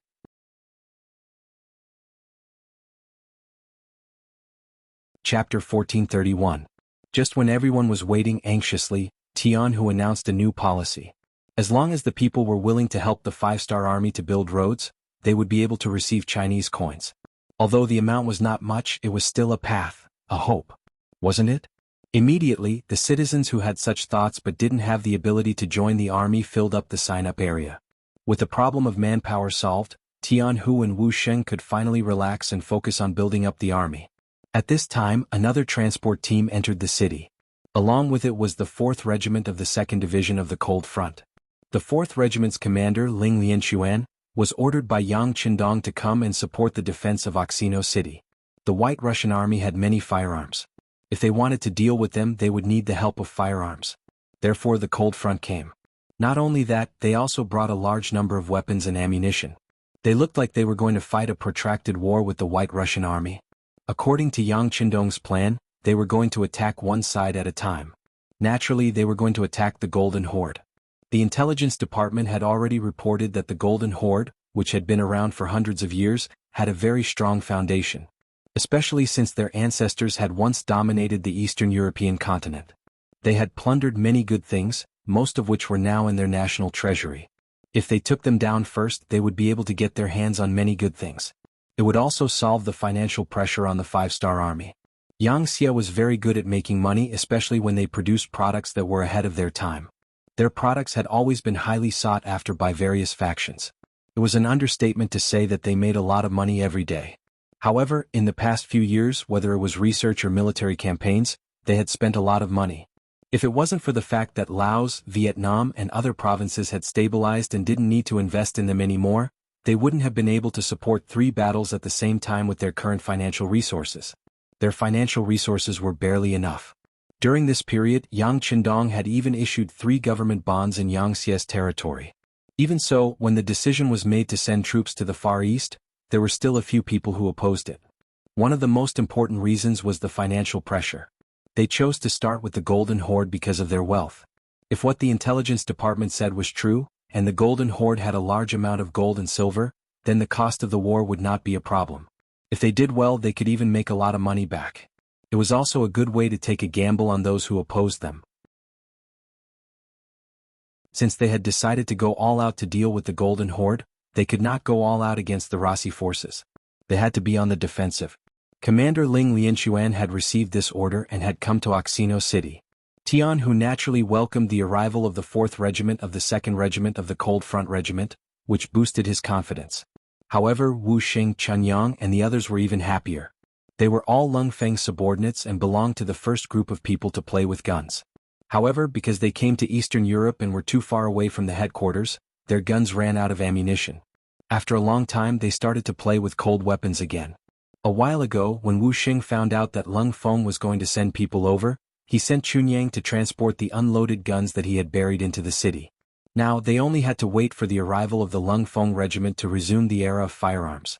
They had guns and ammunition, but most of the people who used them were no longer around. After searching through the entire Third Army, they only managed to find 100 or so of their old comrades. Thus, they could only form a company of Cold Vanguard and be incorporated into the Third Army's Guard Regiment. The arrival of the 4th Regiment of the 2nd Regiment of the Cold Front Regiment strengthened the city's defenses. At this time, the intelligence department at the front lines sent news that the White Russian Army had mobilized 50,000 soldiers and 80,000 slaves and were marching towards Oxino City. They would reach the city in about 4 days. When they heard that the White Russian Army was coming, Tianhu and the others were not afraid at all. Instead, they were very excited. Although the 6th young master had said that they were not allowed to take the initiative to attack, since the enemy was at their doorstep, they would not let them go. This was a good opportunity to perform. 4 days was enough for the 2 commanders and the regiment commander to make all the necessary arrangements. In the end, they decided that this time, they would take down all of the 130,000 enemies. It just so happened that the construction of the roads was a bit slow. With the addition of these new soldiers, it would be much faster. The Third Army had just recruited new soldiers and had only trained them for less than half a month. It was obviously irresponsible to send such an army to the battlefield. In the end, they were left on the city walls to be responsible for guarding the city. Normally, they would have a chance to fight a big battle while defending the city. Especially since the enemy was the main attacker this time, there should be an even more intense battle to defend the city. However, Commander Wu Sheng was very clear that he would not have a chance to perform well this time. According to the plan, when the enemy appeared, the 4th Regiment of the 2nd Regiment of the Cold Front Regiment would use their firepower to suppress them. While the enemy was in chaos, the 4th Regiment of the 1st Cavalry Regiment would charge out from all directions and destroy the enemy. It was easy to say. After all, the enemy had an army of over 100,000. Logically speaking, it would not be easy to defeat them. However, since it was the 2nd Regiment of the 1st Cavalry Regiment of the Cold Front Regiment, Wu Xing did not have any doubts. He also understood that the so-called defending the city was just watching from the sidelines. Wu Xing did not want to watch the others fight and eat the meat and soup while he could only watch from the sidelines. After the meeting, he returned to the army and immediately issued an order. Once the battle went smoothly, the entire Third Army would be sent out. Although they were not very strong and could not inflict heavy damage to the enemy, they should be able to capture captives, right? For this reason, he even came up with a set of rewards. For example, what would be the reward for capturing 1 captive and what would be the reward for capturing 2 captives? The order was quickly passed down through the military headquarters to the various divisions, regiments, battalions, companies, platoons, and finally, every squad. When the new soldiers heard that the enemy was the 130,000 soldiers of the White Russians, they were so scared that they did not know what to do. Some of the more timid ones even trembled all over. They looked as if they could be beaten to the ground with a slap at any time. However, when the rewards were announced, the new soldiers who came back to their senses became excited again. Without exception, they were all children of poor families. At least 80% of them were used to being looked down upon and treated coldly when they were growing up. In their minds, their lives were cheap and they didn't know when they could die. But now, it was the 5-star army of the Han people who gave them respect and dignity. They could eat their fill, wear new clothes, and earn money. Now that there was an opportunity to perform meritorious deeds in front of them, why would they not give it a try? At most they would die. However, if they could survive and perform meritorious deeds, wouldn't that improve the living conditions of their families? If they did well, it was not impossible for them to become a role model for their families. There were not many people who were shameless. The new soldiers who had just enjoyed the taste of being respected liked this feeling even more. Now that there was an even better opportunity to perform meritorious deeds in front of them, although they were still a little afraid, the rewards of victory had stimulated them to forget all their fears. They secretly decided that if there was an opportunity to perform meritorious deeds, they would do it even if it meant risking their lives. Time passed day by day. Outside Oxino City, the 4th Regiment of the Cold Front had already dug trenches. The crisscrossing trenches were the most effective way to deal with cavalry and artillery. They had already learned that the White Russians had guns and cannons. It seemed that their strength was not bad. However, in reality the enemy's cannons were mostly solid bullets. These cannons could fire up to 3 to 4 li away. Although it looked terrifying, if the trenches were set up, the metal balls would be turned into scrap metal before they could even reach them. The White Russians also had exploding bullets, but their attack range was limited. It was only about 1 li. At such a close range they would have some advantage against cold weapons. However, against the 4th Regiment of the Cold Front, they were too weak. They were so weak that they would not even give the enemy a chance to fire. After the trenches were dug, the world's #1 cavalry army followed their plan and left the city in batches in the middle of the night. They jumped out of the battlefield and formed an even larger encirclement. When the enemy appeared, they would counter-encircle them and press the White Russians to the ground. Everything was ready. On the afternoon of the 4th day after receiving the news, a black mass of people appeared in the distance of Oxino City. The White Russians had finally arrived. They arrived in the afternoon. After waiting for the rear troops to arrive, the entire army camp stretched for more than 10 li. It looked majestic and gave people a feeling that they were invincible. Riding on this momentum, General Maxim led a group of people to the front of the formation. They saw the trenches that the 4th Regiment of the Cold Front had dug. These things are complicated and won't be easy to deal with. The White Russian general in charge of the 10,000 musketeers said with a serious expression, "It doesn't matter if it's easy or not. We have 80,000 slaves with us. Even if we have to use their lives, we will fill up these trenches. How about this? Let's fire a few cannons to show our military might." Maxim said with an unconcerned expression. From his point of view, he already had a huge advantage in terms of military strength. In addition, the nobles were very supportive this time, providing him with 100 cannons. Among them there were 10 exploding cannons. The amount of ammunition they had prepared was also very ample. There was no city that they could not take down. Under Maxim's order, dozens of cannons were fired at the same time before the sky turned dark, smashing towards Oxino City. However, because of the trenches, they all fell into the trenches after rolling for a while. To this he did not care. In fact, he even arrogantly believed that the appearance of these trenches would restrict the charge of the Han cavalry. This way he would have the complete initiative and could do whatever he wanted.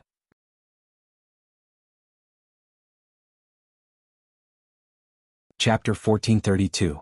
After a series of explosions, the White Russian army started to set up their tents and cook. When Ling Lianxuan saw this scene he was furious. The other side's disregard made him feel insulted, and he suddenly had a bold idea. Since the other party was looking down on them, why couldn't they turn around and launch a surprise attack on them? Night raids were one of the subjects that the Cold Front soldiers often trained in. Their meals were always good, and they didn't have any problems with night blindness. Adding on a surprise attack, they could catch the other side off guard. After coming up with this bold idea, Ling Lianxuan first returned to the city to report to the commander of the 3rd Corps, Wuxia. Wuxia, who also felt that it was feasible, agreed, and then immediately communicated with the commander of the 1st Corps, Jianghu, who was lying in ambush outside. Jianghu, who didn't adhere to tactics, naturally didn't object. He couldn't wait any longer and didn't want to spend another night. It would be best if they could attack a minute earlier. After the three reached a consensus, a new battle plan was formed. There weren't many changes from before, but the time of attack was brought forward. The weather in Eastern Europe in August was quite good. Even at night, not only was it not hot, but it was also quite cool. The White Russian army, who had been rushing for a few days, quickly fell asleep. Many of them had excited expressions on their faces, as if they were already dreaming of breaking through the gates of Oxino City and massacring the Hans. In the trench 300 meters in front of the White Russian camp, Commander Ling Lianxuan had already led 2,000 Cold Front soldiers to take a detour, and they were ready to attack at any time. Raising his wrist to look at the military watch, Ling Lianmian solemnly said to the radio operator beside him, "Prepare the signal gun." About 10 seconds later, a red signal flare rose into the air. In the dark and silent night, it was very eye-catching and dazzling. The rise of the signal flare also signified the start of the counterattack. At this moment, the cannons roared, and the 8 100mm mortars of the 4th Regiment began to let out their unique roar. Of the 8 cannons, 4 of them were aimed at the White Russian Army's cannon formation, while the other 4 were casually fired at the White Russian camp. Every time a cannonball landed, it would cause the earth to tremble and there would be cries and screams. The cannonballs were completely random. Some hit 2 to 3 miles away, while others landed 7 to 8 miles away. This created a feeling of gunfire everywhere. There were enemies everywhere. It was a general trend of insecurity. The first to be completely destroyed was the artillery formation of the White Russian Army. The 100 cannons were originally placed together for the sake of concentrating them to gain the upper hand. Now, the Cold Front 4th Regiment was able to destroy all the cannons effortlessly. Some of them landed on the cannonballs of the exploding cannonballs and immediately caused them to explode, causing the flames to soar into the sky and increasing the power of the cannonballs. The White Russian Army was completely unprepared and did not expect the Han Chinese to have cannons as well, so they were caught off guard. When Maxim walked out of the tent, he saw countless people running around like headless flies in the chaotic camp. Under the random bombardment, no one knew where was the safest. They could only run around helplessly and bet on their luck. Don't panic, don't panic. Everyone gather together. The enemy's forces are inferior to ours, so they won't dare to charge. In order to stabilize the morale of the soldiers, Maxim roared loudly. Even the soldiers beside him did the same. With so many people shouting in unison, the effect was not bad. At the very least, the camp was no longer as chaotic. Many of the generals also began to look for their subordinates, preparing to launch a counterattack after taking a roll call. However, this action came to an end with the rumbling of hooves. 8 cannons might be able to deal limited damage to an army of more than a dozen miles and an army of more than 100,000 men, but the damage they could inflict on the cavalry coming from all directions was unimaginable. They did not know how many enemies there were, nor did they know where they would appear. Instinctively, the 1,000-man commanders and major commanders began to run around. They no longer had the heart to fight. Right now, they were only thinking about how to escape from the chaos. The No. 1 Cavalry Army had finally made their move. This was the first time they had attacked together ever since they became a first-class unit. As the commander, Jianghu was very excited. The 5 division commanders below him were also very excited. Everyone had the desire to compete with each other. Using platoons as a unit, they formed hundreds of arrow formations that came from all directions. The high-speed warhorses and sharp divine weapons allowed them to charge into the White Russian Army like killing gods in the night. With a raise of their weapons, countless White Russians were beheaded. Countless cowardly rats threw down their weapons and lay on the ground, trembling. They were all begging for their lives. This was an unequal battle. There was no such thing as fairness. On one side there was an unbridled slaughter. They displayed their bloodthirsty methods and opened their bloody mouths. On the other side there were people fleeing in all directions. The generals did not know their soldiers and the soldiers did not know their generals. In the chaos there were countless people who ran away. Maxim was also fleeing crazily on his horse under the protection of dozens of bodyguards. His face was filled with fear, especially when a cannonball landed 7 or 8 meters away from him. The powerful shockwave sent one of his soldiers flying. That feeling of fear became even more intense. Right now, he was no longer thinking about fighting with the 5-star army. He only wanted to flee far away. It would be best if they never met again. If the commander was like this, one could only imagine how the soldiers were feeling. They were all busy fleeing. If they could not escape, they would just surrender. The 80,000 slaves following the army were doing much better. They were originally unable to control their own fate. Now that their master's army had been defeated, they were just slaves of the White Russians. It did not matter. They just had to surrender. Just like that, the 80,000 slaves chose to surrender without any burden. This allowed the No. 1 Cavalry Army, which originally did not have the advantage in numbers, to finally have the advantage in numbers. They began to chase after the fleeing White Russian army. Within Oxino City, the southern gate was already open. The 30,000 soldiers of the Third Army rushed out and charged toward the battlefield. When the cannons had been fired, they had been watching from the city walls. When they saw the previously insufferably arrogant White Russian army lose the ability to resist in such a short period of time, their eyes were filled with excitement. This meant that they would not encounter any danger in the process of snatching captives. It would be much smoother. At this moment, many of the nervous and fearful recruits raised their heads high. They were as proud as a general who had just won a battle. Finally, the 4th Regiment of the Cold Front charged out of the trenches. Relying on the 95 style in their hands, they continuously charged and fired. Whenever they discovered a White Russian soldier holding a weapon, regardless of their status, whether they were a general or a soldier, they would fire a bullet at them. Their bravery caused the White Russian army, who were already in a sorry state, to feel as if they had lost their parents. Their desire to resist was quickly suppressed. The 4th Regiment of the Cold Front also launched an attack. Behind them, the 3rd Army also charged out, making full use of their advantage in numbers. This battle lasted from midnight all the way to noon the next day. When more and more civilians climbed up the city walls and saw the scene in front of them, who knew how many of them shed tears of joy? The 5-star army had arrived. They could finally eat their fill and wear warm clothes. There was finally hope for their lives. However, most people were not happy because they did not know how long this kind of life could last. Their many years of experience told them that the White Russian army would not sit back and watch this happen. As expected, not long after, they heard that the White Russian army had sent 130,000 soldiers to Oxino City. At this moment, many people revealed expressions of fear. The civilians who had originally wanted to save up Chinese coins to buy better goods also hurriedly spent their money. They were afraid that the 5-star army would be defeated by the White Russian army. If that happened, the Chinese coins in their hands would be worthless. Rather than that, it was better to buy things that they had already bought. At the very least, it was something that truly existed. Just yesterday, when they heard that the White Russian army had arrived, many civilians had already packed up their things. They had made the decision that if the 5-star army was defeated, they would seize the city and leave. Although the 5-star army had treated them well and was much better than the White Russian army, in this chaotic world, there was no such thing as morality. Barely surviving was the most important thing. But no one could have imagined that in just one night, the seemingly powerful White Russian army would be defeated. Moreover, it was a crushing defeat. They didn't even have the ability to counterattack. Not even a single hole could be found on the walls of Oxino City. On the city walls, the civilians cheered. The 5-star army's victory meant that their beautiful lives would continue. There was hope for their future. Some of the civilians also began to regret spending the Chinese coins that they had saved up with great difficulty. Some of them could have bought a good iron pot if they had worked hard. Now their hopes had been ruined by their own hands. The good thing was that as long as the 5-star army was still the ruler of this place, it would not be long before they could achieve what they wanted. The 5-star army had won a great victory.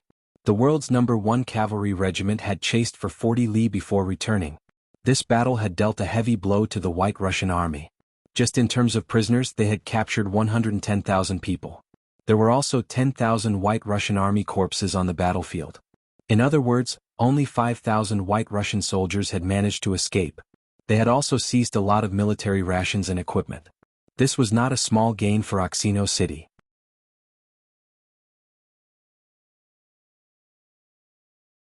Chapter 1433. Report our victory to the 6th young master, haha. Tian, whose usual calm demeanor was replaced with excitement.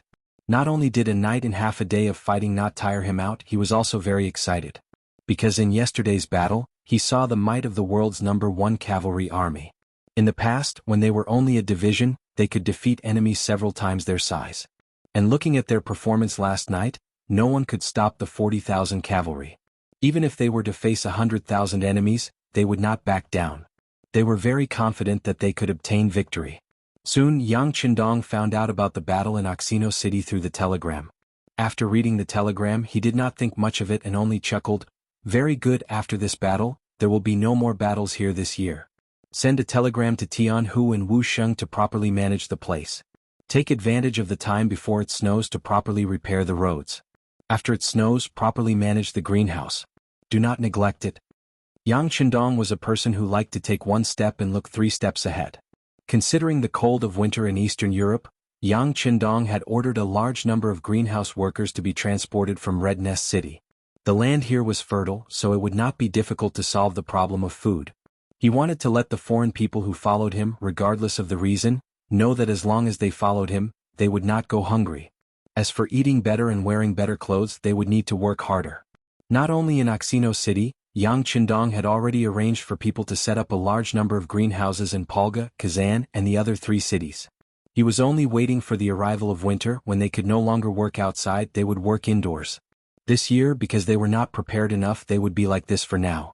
In the future, when they developed, he would also transport steam engines here. At that time, many light industrial products could be chosen to be manufactured here, so that there would be work to do in winter and this place would not become a paradise for lazy people. The so-called paradise for lazy people referred to the fact that because of the weather, they could only work for half a year and rest for half a year. This was more suitable for those who were naturally lazy. Without something as advanced as the telegram, the news of the defeat of the White Russians was not sent back by fast horse until 3 days later. On this day, the blind Great Justice was having a meeting with the officials in the hall, discussing the matters of preparing for winter. It was also at this moment that the battle report from the front lines came back. The travel-worn signaller knelt on the ground, not even daring to raise his head. From the attitude of the signaller, it was often possible to tell whether the news was good or bad. The officials and nobles who had experience in this aspect looked at each other, speechless. The blind duke, who had already predicted the battle ahead, didn't panic. Instead, he said calmly, "What is the battle ahead? Tell me quickly." "Yes, Grand Duke."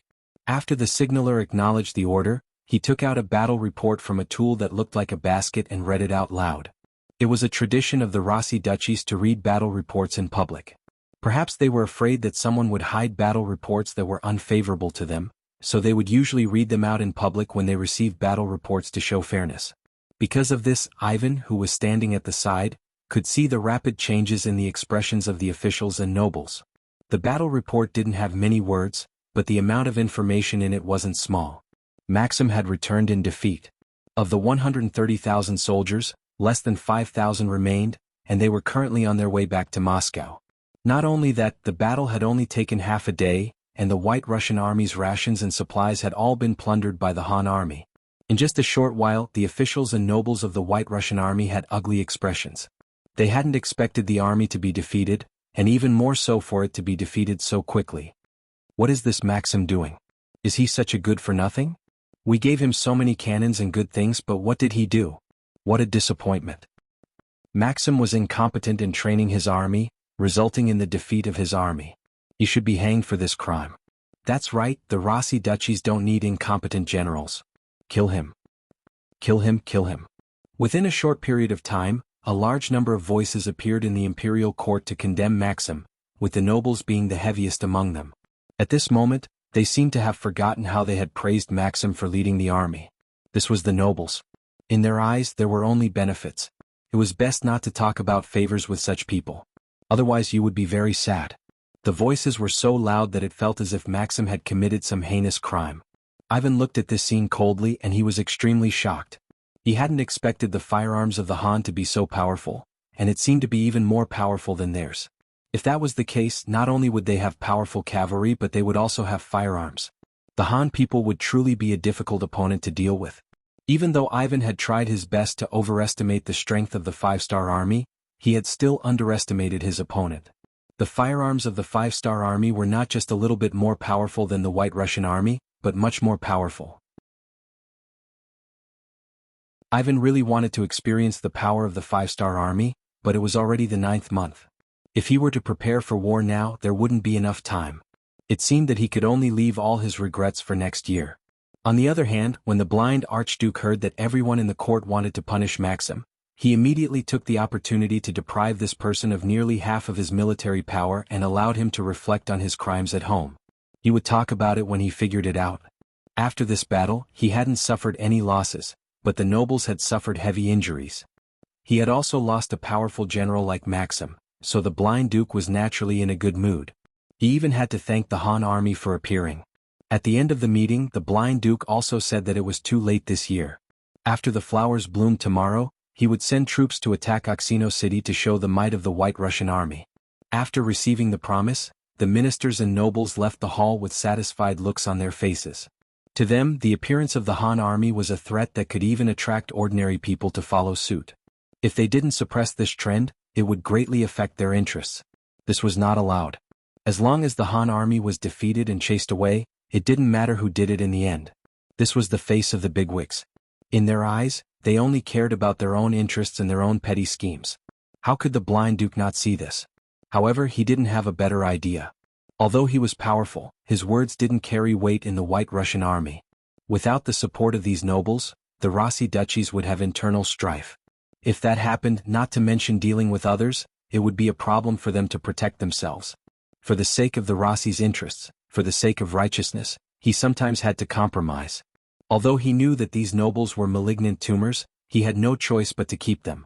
He only hoped that after the Rossi Empire completely controlled this land, they would slowly be eliminated. In fact, this wasn't just a problem of the Rossi Empire. The Great Ming Empire also had this characteristic. The nobles and wealthy families were like troublemakers that hindered the development of the Great Ming Empire. Although the emperor knew about this, he was powerless to solve it. On this point, Wuxia was the best. In history, any king who founded a country did very well. This was because they started from nothing, and it was easy for them to centralize power. This allowed their decrees to be quickly passed down. However, in order to stabilize the situation, they had to balance it out. More and more people with real power would appear, and in the end, the power would be dispersed. Even a powerful country wouldn't be able to achieve the cooperation of all its citizens.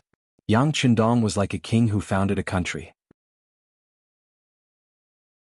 His prestige and authority were unparalleled. Whenever he made a decision, even if someone opposed it, it would be difficult to stop him. In addition, Yang Qindong brought new knowledge, and with the help of Datsang, this great achievement was achieved. Yang Qindong had long been aware of this. He constantly increased the intensity and speed of this construction. Just as winter was about to arrive, and whether it was the Golden Horde or the Rossi Principalities, he was still busy commanding the 5-star army. More and more roads were being built, and more greenhouses were being built. Under the lead of Chief Engineer Feng Ku, the most advanced research lab in Chichen City had already upgraded the steam engine 3 times. Now, the steam train was being developed, and most of it had already taken shape. Only a few key steps were needed, and the so-called first steam train could be tested. With the books and knowledge provided by Yang Qindong, once the first steam engine, which was the most difficult part, was built, the rest would be very simple and smooth. When the news of this spread, Chichen City was the first to lay the tracks. A 40-kilometer-long railway was built from the factory to the port. Once it was open to traffic, all the products produced would be sent to the port faster and distributed to the various regions. The laying of the tracks in Laos, Vietnam, and other Southeast Asian provinces was also in the final stages. They had already made the preparations and laid the foundation. Now they only needed to lay the tracks according to the predetermined route. Once the tracks were open to traffic, several provinces would be quickly connected. This way, goods and people could be quickly sent to each other. Once that time came, no matter where the problem was, the army could take the train to arrive in the shortest time possible. This would play a more positive role in stabilizing the security of the territory. The tracks from the 3 eastern provinces to the Far East were also being laid. This would be the first railway road in the region. Its role in supplying supplies to Eastern Europe could not be measured by money.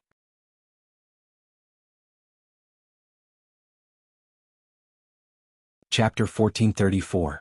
On the other hand, the railway from the Far East to Eastern Europe wasn't easy to build. It had to pass through the Siberian and Ural regions to reach the Volga region. There were many forests and rivers along the way, which greatly hindered the construction of the railway. For this reason, after Yang Qindong understood the actual situation, he adopted the method of building a bridge when it met a river and digging a hole when it met a mountain. If it was a large mountain, he would take a detour. If it was a small mountain, he would use explosives to flatten it, or dig a hole through which the train could pass through. In these years, Yang Xie's mining work had developed rapidly, and he had the experience and strength to create a cave. Even so, it would take at least a few years to build this railway. Fortunately, Yang Qindong could afford to wait, and what he didn't lack the most now was manpower. Just a moment ago, after the great victory in Oxino City, Tianhu and Wu Sheng had sent another 100,000 people, and they were all young and strong men. With these people, the construction and development of the railway would be greatly promoted. What he needed to do now was to take advantage of the time before it snowed to build a wider and longer road. Once it snowed, some of the work would have to stop. And the transportation of goods couldn't be stopped. For this reason, Yang Qindong had already arranged for a sleigh. It could easily slide through the snow even if it was full of goods. This way he could take advantage of the heavy snow to transport more goods into the city. In this way he would be able to do what he needed to do at the beginning of spring tomorrow. Because of the upcoming snow, Eastern Europe became quiet. Whether they liked it or not, a tripartite situation had already formed. This was one of Yang Qindong's biggest gains after coming here. Compared to Yang Qindong's gains, the Yarqiang and Tulyafan tribes in the Ili Belly region were officially under Yang Xie's control. The 5-star army that was left there had even started a war against Ili Belly. By the time Yang Qindong left, the situation of the war had already become clear, but to everyone's surprise, King Bao Lied of Ili had been so determined that in order to strike at the five-star army, he had betrayed the interests of his own country. He had separately asked for help from the nearby Timur Empire, Kazakh, and Yusang, and had also stated that they would provide the provisions for the army. After defeating the five-star army, the territory would be divided among the four. When Prime Minister Ali Pu was in charge of Ili, he had accumulated a large amount of military supplies for the entire country. Now they were all being used. The appearance of the four-way army placed considerable pressure on the five-star army. The good thing was that the enemy was already at the end of their rope. Compared to the Yang faction who had a stable rear and a strong economy, they weren't afraid of anyone in a protracted battle. Once the enemy's rations ran out, it would be the time for the five-star army to win the battle. It just so happened that they could take the opportunity to have a good fight with the four-nation coalition. It was not a bad thing to wipe out their vital forces. The war on the land had to stop because of the weather. But the expedition on the sea showed no signs of stopping. After occupying Sri Lanka, the navy had taken Kajhi, Guri, Halunos, and other cities. They had now reached the Persian Gulf, and according to their previous plan, they were building a naval supply base here. This place would become a new and important supply base for the Navy when it went on expeditions all over the world. Equipped with powerful firearms and cannons, they had the world's most elite cold vanguard navy. Wherever the Navy with the five-star flag went, they were like dragons entering the sea, unstoppable. In the short span of half a year, the wealth they plundered was equivalent to 120 million taels of silver. The number of slaves they plundered from various countries also reached over 6 million. Currently, they had already been sent back to the headquarters in Crimson City through the supply ships. After so many years, the investment in the Navy had never been enough. Now it was finally time to reap the rewards. When a large amount of gold and silver was sent back to the treasury of Yangxia, Yu Qian and the rest were all smiles. Now there were no ministers who would stop the Navy from going out to sea. Compared to the wealth in his hands, the change in mindset of the officials made Yang Qindong feel more gratified. Although his authority was not something that could be shaken by the officials, but having people clamoring in his ears every day was not a good thing. This was also one of the reasons why Yang Qindong would rather suffer with the army and risk the dangers of going on expeditions than stay in Kiosk City. He really could not stand the whispers and complaints of the officials every day. However, these people were doing it for his own good. He could not do anything to them, so he could only endure it. And the harvest of the Navy could finally make some people shut their mouths. He could finally have some peace and quiet. All in all, the year 1462 was a year of harvest. It was also the year that Yangxia expanded outwards. In the past, the main focus of the five-star army was on the grasslands. There were not many gains from fighting there.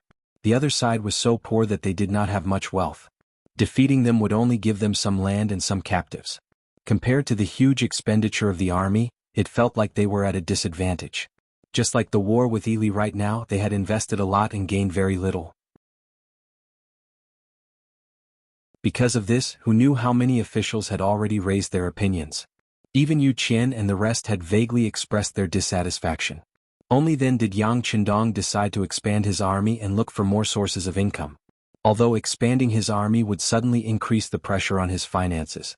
But if there were gains, then the benefits would be even greater. Fortunately, it seemed like he had made the right choice. At least the expedition on the sea had a good result. In the next year, after Yang Qindong defeated the Golden Horde, his gains would also be great. At that time, the voices of obstructions would be suppressed to a minimum. Because of the weather, the army had to stop their advance. But in Kiosk City, where it was spring all year round, the impact of winter was limited. The factories continued to operate without interruption. All kinds of products were produced and sent to various places. The 70mm field cannons had already overcome all the difficulties and began to be produced in batches. The problem with the explosive shells was also solved. They could now fire up to 8 li away. This allowed them to successfully replace the 100mm mortars used by the five-star army, becoming the main artillery of the army. Speaking of which, although the field cannons were easy to move and could be carried by 4 soldiers, compared to the 100mm mortars, they were still slightly heavier. But the army still gave up on the mortars and changed to field cannons. The reason was because the mortars were all from the warehouse. Even the process of making the shells was very troublesome. With Yangxia's technology, it was impossible to make such a good thing. They had been imitating it all along. It was like a primary school student suddenly learning middle school and high school knowledge. It was very difficult to learn, but it was not a problem for him to copy the answers. But this was not the way to go in the long run. After dismantling the cannons in the warehouse countless times and copying them, the field cannons were finally produced. Because they were self-made by Wuxia, all the parts were complete. With all the parts, the number of cannons continued to increase. Finally, it was time to equip the entire army. Although there was still a long way to go before it could be used at will, the production cost of the explosive shells wasn't low, and the production time was not short. However, with the continuous improvement of the steam engine technology, the replacement would be faster and faster. One day, all the complicated problems would be simplified. By then, the production cost of the explosive shells would be infinitely reduced, and the 5-star army would really be invincible in the world. A large number of field cannons were produced and shipped to various battlefields. In the warehouse of Kazan City, there was a row of 20 cannons that had just been shipped over. The distance of a few thousand li took these cannons a few months to arrive in front of Yang Qindong. He gently touched these cold field cannons and was very emotional. These were independent cannons made by the Yangxia munitions factory. Their appearance was enough to prove that their efforts over the years were not in vain. Their technology was finally effective and he no longer needed to rely on the warehouse. There were still many advanced weapons in the warehouse, but Yang Qindong rarely used them. If a country wanted to develop, it was impossible to rely on one person. Not to mention that his goal was the entire world. If he relied on himself he could survive, but what about the future? After all, he couldn't allow the Hans to fall again just because he left, right? Right now, saving himself was what he had been doing. For the research department led by Feng Ku, Yang Qindong had always given them the best treatment and the best policies. Whatever they wanted to know, whatever they needed to know, he taught them without holding back. The only thing left was to open their heads and directly put things inside. Because of this, who knows how many people were jealous and raised doubts, but they were all suppressed by his words that carried enormous weight. Finally, his efforts paid off and Yang Qindong could finally let out a sigh of relief. In the past, he only relied on his personal authority to promote policies and methods, but now that more and more people understood what he was doing, there was no need to explain anything to them. Young master, these field cannons are too ugly. Beta Persei, who did not know what Yang Qindong was thinking, also touched the field cannon and even lifted it up to feel its bulkiness. He then shook his head and said with some dissatisfaction, "What do you know?" Yang Qindong snorted coldly. He was very disdainful of Beta Persei's short-sightedness. This was a self-produced product that belonged to the modern era. Mortars were things in the warehouse and belonged to artillery hundreds of years later. How could they be compared?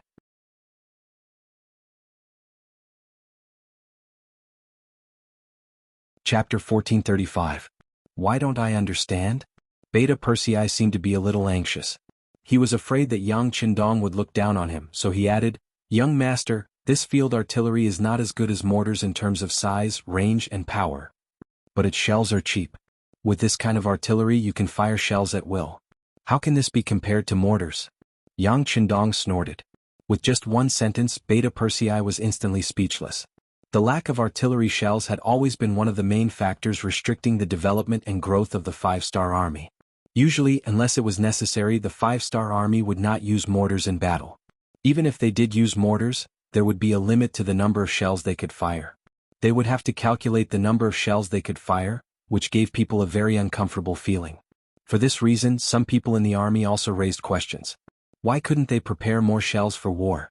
In response to this question, Yang Qindong directly suppressed it by saying that the cost of shells was too high. Fortunately, researchers would not have any connection with the army. This was also one of Yang Qindong's strategies to govern the place. The army was only responsible for war, the civil servants were only responsible for governing the place, and the scientific researchers were only responsible for development and research. The parties could not have any horizontal connection, which made the other departments very mysterious in the eyes of the people in the department. So this answer blocked a lot of people's mouths. Now, with the appearance of the field artillery, Yang Qindong did not have to find so many excuses to explain the origin of the artillery in the future. And when he said that they could use shells at will, Beta Persei immediately became very excited. "Young master, can we really fire at will?" Not at will, but the number of shells is always higher than mortars.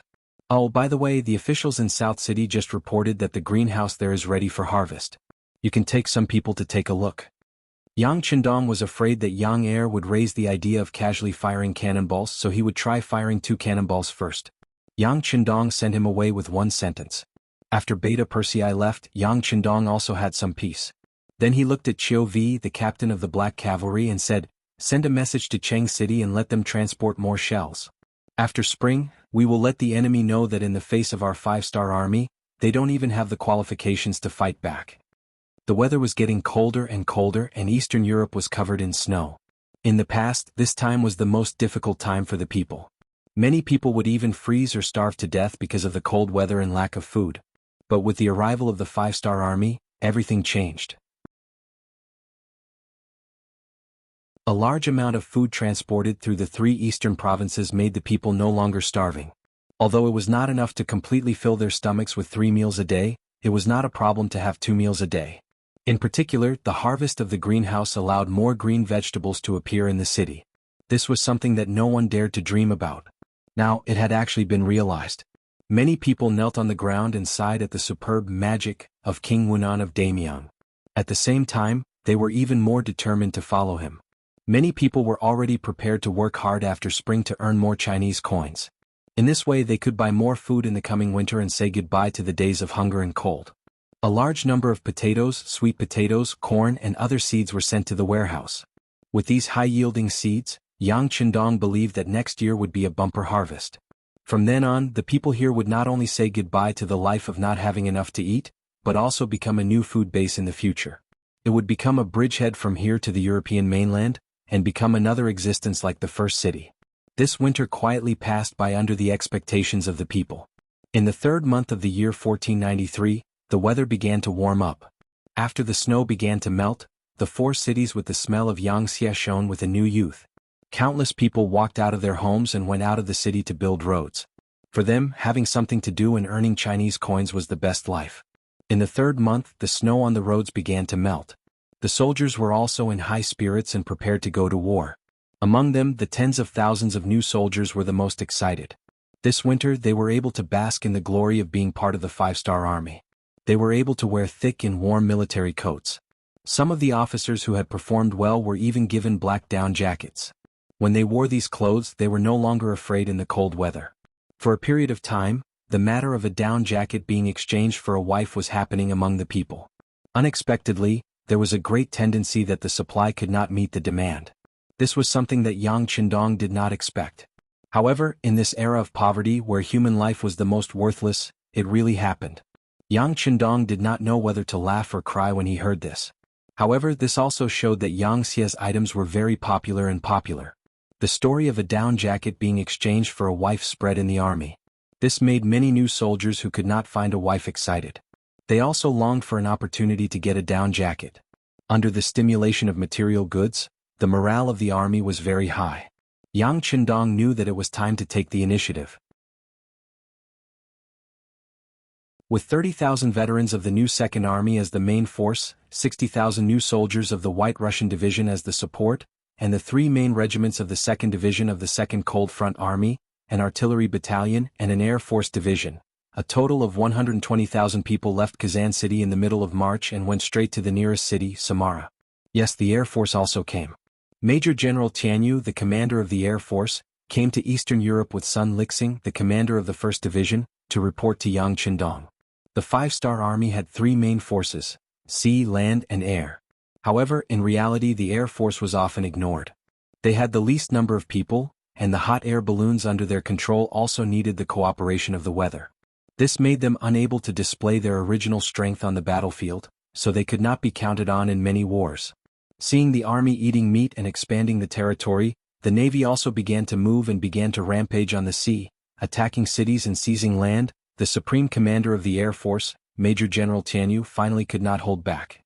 He begged Feng Ku, the first engineer of the Science and Technology Research Institute, and even borrowed a science and technology development team from him at the risk of being impeached. Under the efforts of this team, not only was the direction problem of the hot air balloon solved, but they also created a hydrogen balloon that flew higher than the original one. On the modified hot air balloon, a steam engine was added.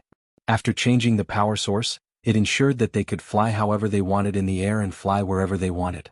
They did not need to rely on the wind to move forward. They could stay in the air for a full 24 hours, which was enough to deal with the general needs of the war.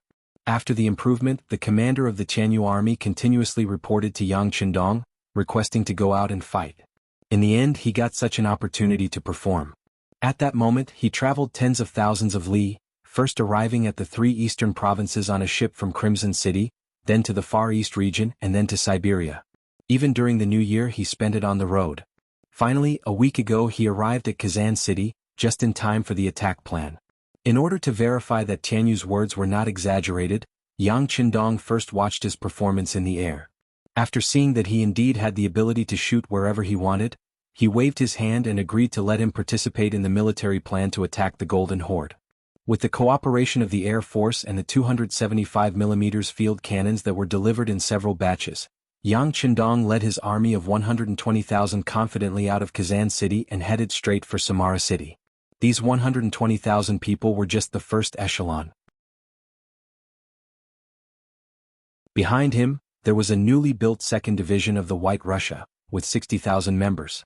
After the 5-star Army's main force attacked the city, they would be responsible for logistics, battlefield cleaning and prisoner guarding. The commander of the second division was Nikolaev. From the first generation's temporary commander to the commander of the second division, Nikolaev was noble and took the initiative to let Huri be the commander of the first division. In his words, Huri was once a great Khan, and knew how to manage an army better than he did. Nikolaev's modesty in Yang Qindong's eyes made him very satisfied. From his observation these days, this person's learning ability was very strong, and most importantly he was very loyal. He never thought of himself as a White Russian. On the contrary, he applied to become a Han citizen several times. He even said in front of everyone that a person's origin could not be changed, and all he could do was to become a qualified Han citizen through his own efforts. Such a loyal person and also a talent, Yang Qindong of course had no reason to let him go. With a wave of the pen, he agreed to his request to become a Han citizen, and gave him the position of commander of the second division. He also left a battalion of the new Second Army to be responsible for his safety. In the end, it was also to monitor him. Yang Qindong would never easily trust a person of another race. Even if he trusted that the other party would not do anything to betray him, he still had to take the necessary measures. After temporarily handing over the matters of the rear to Nikolaev, Yang Qindong led the 120,000 troops out of the city and headed south. As soon as he moved, the scouts of the Golden Horde, who had been watching his movements, immediately reacted and reported the matter to the Great Khan. In the Golden Horde, Mahama summoned the generals to discuss how to deal with the 5-star army. Since they did not know the strength of the 5-star army, all the generals had a relaxed look on their faces. Especially the ferocious Muhammad, who had a look of disdain as he said, "These Hans are really looking for death. We did not go look for them, but they came to seek their own deaths. Great Khan, I will ask 50,000 elite cavalry to hunt outside Samara and capture these 2-footed sheep as slaves."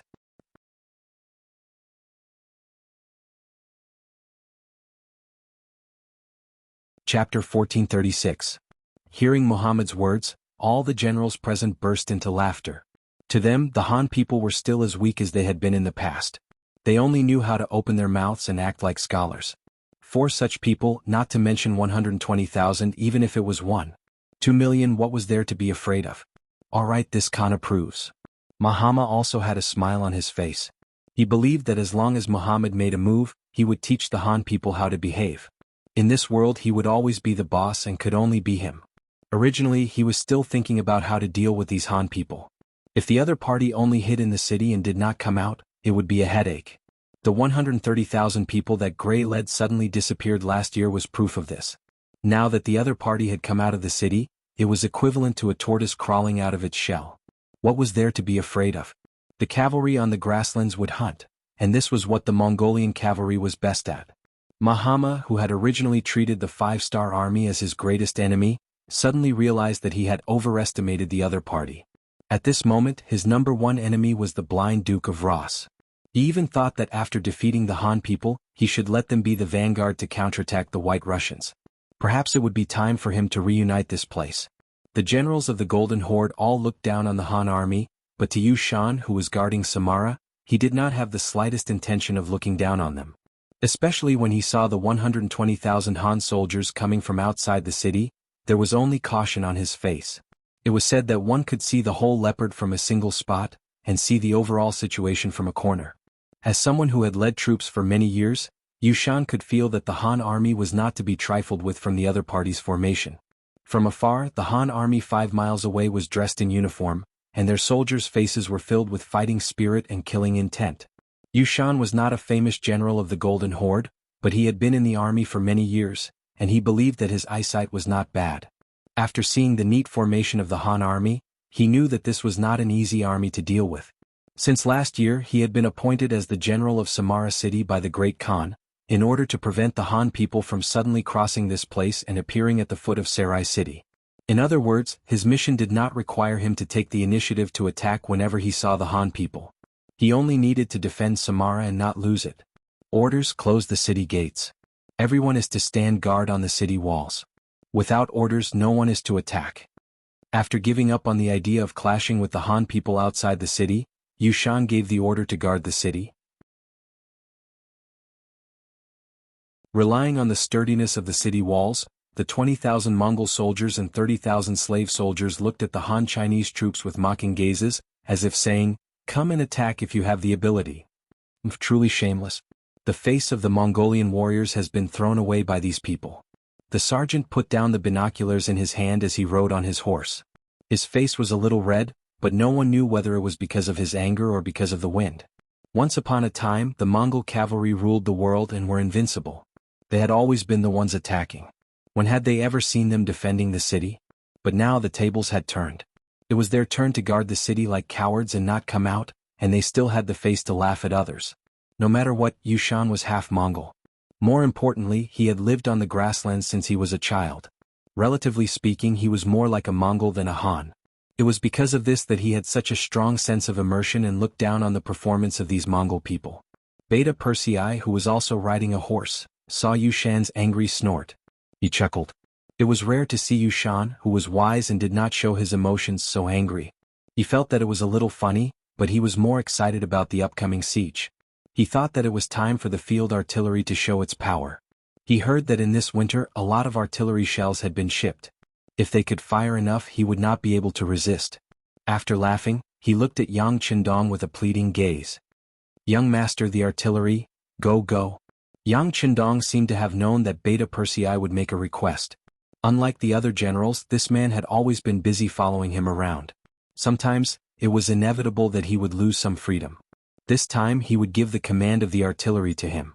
It could be considered a form of compensation. Understood, Beta Persei responded loudly as if he had become a different person. Then he turned his horse and left. The last time he asked Yang Qindong, he had a chance to fight Gray one-on-one. Now he asked him again and he got the chance to command the artillery. He felt that the young master was really good to him. Of course he would not go overboard. He still had a sense of propriety. He knew when to speak, what kind of things he could participate in, and what kind of things he could not touch. Speaking of Gray, he was riding a horse not far behind Yang Qindong. After he was defeated by Beta Persei fair and square, he joined the 5-star army as a captive. Because they were going to deal with the Golden Horde this time, they needed someone who understood the other party very well. Therefore Yang Qindong ordered him to follow the main army. Now that he saw that the city gates of Samara were tightly shut, as if they were facing a great enemy, he waved his hand behind him and said to Gray, "You must have seen the power of our cannons. What do you think will happen if the cannons hit the city walls?" "The city gate will definitely be broken. The Mongolian soldiers are no match for them," Gray, who had seen the power of the field artillery, said without hesitation. He wasn't trying to flatter anyone, but he had seen the field artillery test firing and had seen the terrifying destructive power. Thinking about that scene now made his legs go weak. In the past, when they fought with the Russians, they had suffered losses from the enemy's artillery. Now, the field artillery of the 5-star army was many times more powerful than that of the Russian army. It would be strange if the Mongolian soldiers could win. Yang Qindong nodded. "Since you know what will happen, are you willing to persuade them to surrender so that your brothers will suffer less and die less?" "I am willing." Gray nodded heavily. To him, persuading them to surrender was not something shameful. On the contrary, he was living for them. It could be imagined that when 200 cannons fired at the same time, it would not take long for the city walls of Samara to collapse. At that time, everyone would probably die. This kind of death was different from cavalry warriors dying on the battlefield. They would lose their lives in vain. Gray wanted to save as many people as possible, so he was willing to persuade them to surrender. After receiving the order, Gray held a scepter in his right hand, which was the token of an emissary. He rode his horse and rushed toward Samara. Only when he was 80 meters away did he stop. In the next moment a loud shout rang out, "I am Gray, the ambassador of the 5-star army. May I know which general is in charge of defending the city?" "It's Gray. He's not dead?" There were many of Gray's former colleagues on the city wall. They quickly recognized the person below the city wall. At that moment, the general guarding the city, Yu Shan, was standing on the city wall. When he saw Gray's arrival, he was surprised at first. Then he said angrily, "He has indeed surrendered to the Han army. He is a disgrace to us Mongolian warriors. Which general is in charge of guarding the city? Please step forward and speak." Gray could not hear what the people on the city wall were talking about, but he still shouted loudly, "It's me, the cowardly Gray. Do you still recognize me?" Yu Shan, who was dressed in armor, stepped forward. Then he looked at Gray below the city wall and shouted loudly. Gray's eyesight wasn't bad. Despite being 80 meters away, he was still able to recognize the identity of this person. Upon seeing that it was Yu Shan who was guarding this place, a few traces of excitement appeared in his voice as he shouted out, "So it's brother Yu Shan. Coward Gray. Even after suffering such a loss, I still treated you as a brave warrior, and even burned incense for you every day. Who would have thought that you would actually surrender to the Han people? Do you know what the word shame means?" Just as he was about to explode with anger, Yu Shan shouted out loudly, or rather questioned Gray. "Brother Yu Shan, you are wrong. It's not that I want to surrender to the Han army. It's just that their firepower is too strong. We are no match for them. Brother Yu Shan, I advise you to open the city gate and surrender to the 5-star army. You are no match for them. Furthermore, the Great Khan has arranged for you to be here. It's obvious that he wants you to be a shield. We can't be rash and lose the lives of our brothers." Gray's relationship with Yu Shan was very good. Otherwise, Yu Shan would not have burned incense for him every day.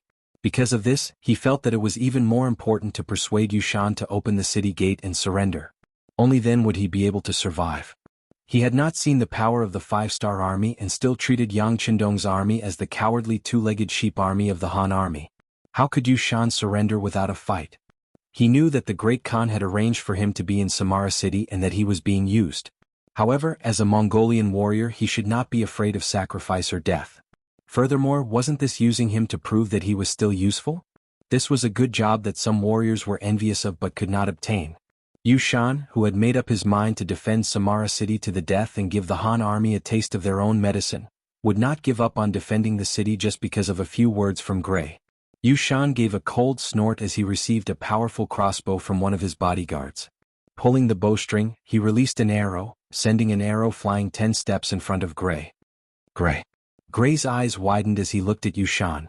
Gray's eyes widened in shock. "Gray, you coward. From now on we have nothing to do with each other. If you continue to stir up the morale of the troops here, the next arrow will be shot into your chest." Scram. Yu Shan was furious as he shouted out emotionlessly. It was impossible for the furious Yu Shan to listen to any words or advice. Therefore, Gray knew that he wouldn't be able to complete his mission. He was also clear about Yu Shan's temper. If he didn't leave, the other party would really do as he said, and could really kill him with a single arrow. After shaking his head and sighing helplessly, Gray turned his horse back. However, even so, he did not forget to turn around and shout at the city wall, "Brothers, remember my words. If you can't hold on, come out with the white flag. At that time I will be able to save your lives."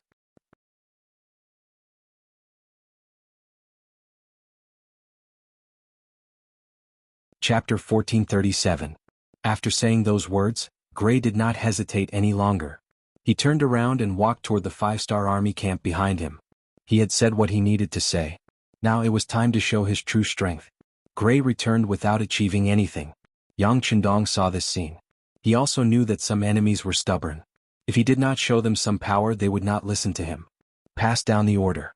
Aim the cannons and fire with all your might. Ba Daojiang took Beta Persei's place and shouted loudly, "The king has given the order. Prepare the cannons and fire." After the military order was given, Beta Persei, who was already standing with the artillery battalion, laughed heartily when he heard it. Just now he was really worried that Gray would succeed in persuading them to surrender. If that was the case, wouldn't he be useless? Now it was finally time to show off. He immediately said to Lin Luan, the commander of the artillery battalion of the 2nd Cold Front Division, "Battalion Commander Lin, the next step will depend on our performance. In a while you and I will each take a cannon. Let's see who can shoot more accurately, okay?" "Okay, but I've won." "Second brother, please don't give me a hard time." Lin Luan also laughed happily. In terms of other things he might not be a match for Beta Persei, the favorite of the 6th young master, but in terms of accuracy he was not afraid of anyone. "It's all true. Second brother, I am not a person who can afford to lose. It's just that we haven't started yet. Who knows who will win or lose?" "Ah." Beta Persei also laughed heroically. Then he walked in front of a cannon and took the initiative to take on the role of the cannoneer. Everything was ready.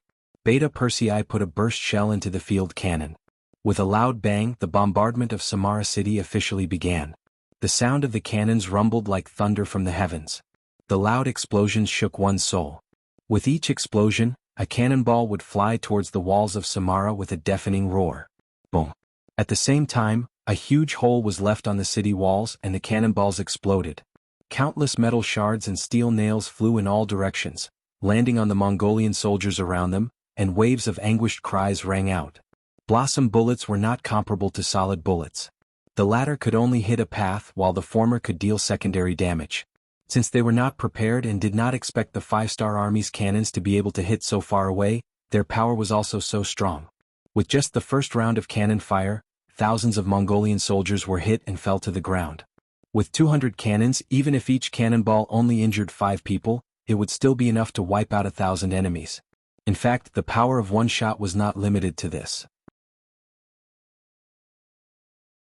If the shot was accurate and landed in the midst of the enemy soldiers, it could injure dozens or even hundreds of people. The cannons continued to fire. One of the benefits of the field artillery was that the cost of the artillery shells was reduced, so they could be used more often. The destructive power of the artillery shells would accumulate, and the damage would be greater. Under the continuous cannon fire, the city walls of Samara City looked like hell on earth. More and more Mongolian soldiers fell to the ground, and more injured soldiers appeared. The morale of the soldiers also became lower and lower under the continuous cannon fire. Under the protection of a group of personal guards, Yushan was pressed to the ground and could not move at all. In just a short quarter of an hour, he had witnessed with his own eyes the scene of many brave warriors being killed by the cannons. Those were all warriors who were skilled in archery and horse riding. If they were given a warhorse and galloped on the grasslands, even 3 to 5 Han soldiers would not be their match. But now they had died on the city walls in such a sullen manner. This made him feel very uncomfortable. He could not continue to wait like this. He had to take the initiative to attack. Even if he lost the city, it was better than dying in such a cowardly manner. There was a voice shouting in his heart. Yushan didn't know where he got the strength from, but he suddenly pushed off the bodyguards who were on top of him. He shouted loudly, "Warriors, follow this general downstairs. We will ride our war horses and charge out. Even if we die, we will die on the charge. That's right, we must let the Han know our strength." Some of the Mongolian soldiers who could not stand waiting passively to die also shouted out. After the news spread, more and more Mongolian warriors ran down the city walls and found their war horses. They were prepared to charge out and fight. Stop. In the 5-star Army's central tent, Yang Chendong put down the binoculars in his hands and raised his right hand. At that moment, the battlefield, which was still filled with the sound of cannons, quickly regained its calmness. The sudden silence made some people feel uncomfortable. Just when everyone did not know what had happened, the tightly shut gates of Samara City suddenly opened from the inside. Following that, a large number of Mongolian cavalry surged out. They did not even wait to get into formation and charged towards the 5-star Army's main camp. Yang Chendong had noticed that there were no longer any Mongolian soldiers on the city walls, which was why he had stopped the cannon fire. Now it seemed like he had saved a lot of cannons. However, since the Mongolian soldiers wanted to use cavalry to charge at him, they would have to pay the price for underestimating him. 6th Young Master, New Second Army requests for battle. My King, White Russia requests for battle. Shibi and Ah Huli cupped their fists and walked out. After sweeping his gaze across the two of them, Yang Chendong's gaze landed on the former commander of Lung Feng's 2nd Division, Xiao Feng. I'll leave this battle to Lung Feng. Do not disappoint. Yes, 6th Young Master, don't worry. Xiao Feng chuckled and looked at Shibi and Ah Huli with a provocative gaze. He then rode his horse forward and arrived in front of Lung Feng's two divisions, who had already gotten into formation and were ready to attack. Sixth young master has given the order. It's time for us to perform. Remember, hit hard. This is a live target practice. We have to record the results later. There were no words of encouragement. Just the words of recording the results made all the soldiers of Lung Feng's expression turn serious. Lung Feng's treatment was the best in the entire 5-star army, and they were respected. But at the same time, due to the limited number of spots, if he wanted to secure this position and not be coveted by others, he would need to perform better. The battlefield test was one of the most important criteria. If they performed well, it would not be hard for them to be promoted to officer. If they did not perform well, there were cases of officers being demoted to soldier. It was time to get serious. All the soldiers checked their equipment seriously. Once they did all that, the Mongolian cavaliers across them were only 1 mile away from them. At this moment, Yu Shan, who was leading the charge, had a smile on his face. Originally, he was already prepared to die. He was also prepared to be bombarded the moment he left the city. If that happened, the formation of his cavalry would be messed up. After all, war horses were extremely afraid of the sound of cannons.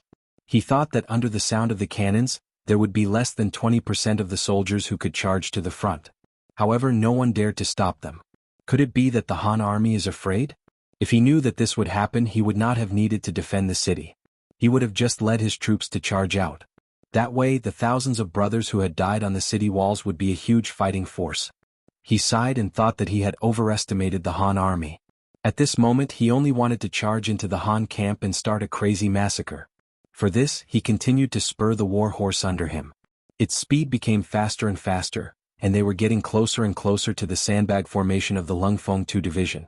300 steps, fire. Standing beside the group of warriors, Xiao Feng held a Type 95 handgun and shouted loudly. He took the lead to aim the gun at the Mongolian cavalry general Yu Shan, who was charging over. As the saying goes, soldier against soldier, general against general. This time, Xiao Feng's target was Yu Shan. Following the sound of the gunshot, the bullet shot out rapidly, heading straight for Yu Shan, who was brandishing his saber. Completely unaware of the approaching danger, Yu Shan, who was still brandishing his large blade, felt his body sink. It was as if something had drilled into his body. Following which, all the strength in his body started to drain away. Relying on inertia, he continued to charge forward for another 10 meters. Finally, all the strength in his body was used up. His hands no longer had the strength to hold onto the reins of the horse. His body swayed and fell off the horse. A shot to the heart. Yu Shan's death could be considered a quick one. Just like how the Han people faced the invasion of other races, the Mongols had General Gray who knew the situation and was afraid of death. There was also General Yu Shan who would rather die than submit. This was human nature. It was because everyone's human nature was different that it created such a colorful society. Along with Yu Shan, there were also hundreds and thousands of Mongol cavalry soldiers. They were all hit by the high-speed bullets while they were moving, causing them to fall off their horses one by one. This scene was just the beginning. As more and more Mongol cavalry soldiers charged forward, more and more people died in the path of the charge. They became ghosts under the spears and went to meet the longevity god that they believed in. Gunshots continued to ring out. No one knew how many waves of bullets were fired. When the battlefield was filled with ownerless war horses, the Mongol cavalry finally felt fear. There was a limit to a person's courage. When the scene of death appeared in front of them, they might be able to hold on for a while. However, they definitely could not say that they were not afraid. When they saw countless of their comrades mysteriously dying on their horses and not a single one of them being able to charge within 50 meters of the Han army, a feeling of being unable to see any hope filled their entire bodies. At this moment, the fear that was forcefully suppressed continued to surge forth. In the end, it became a sign of collapse. The generals have all died in battle. We can't charge forward. Let's retreat. No one knew who was the first to shout out those words. Following which, the group of Mongol cavalry instinctively urged their horses to turn around. However, it was at this moment that the cannon fire that had stopped started once again. However, this time the cannon fire was not aimed at the city walls. Instead, it was aimed at their escape route.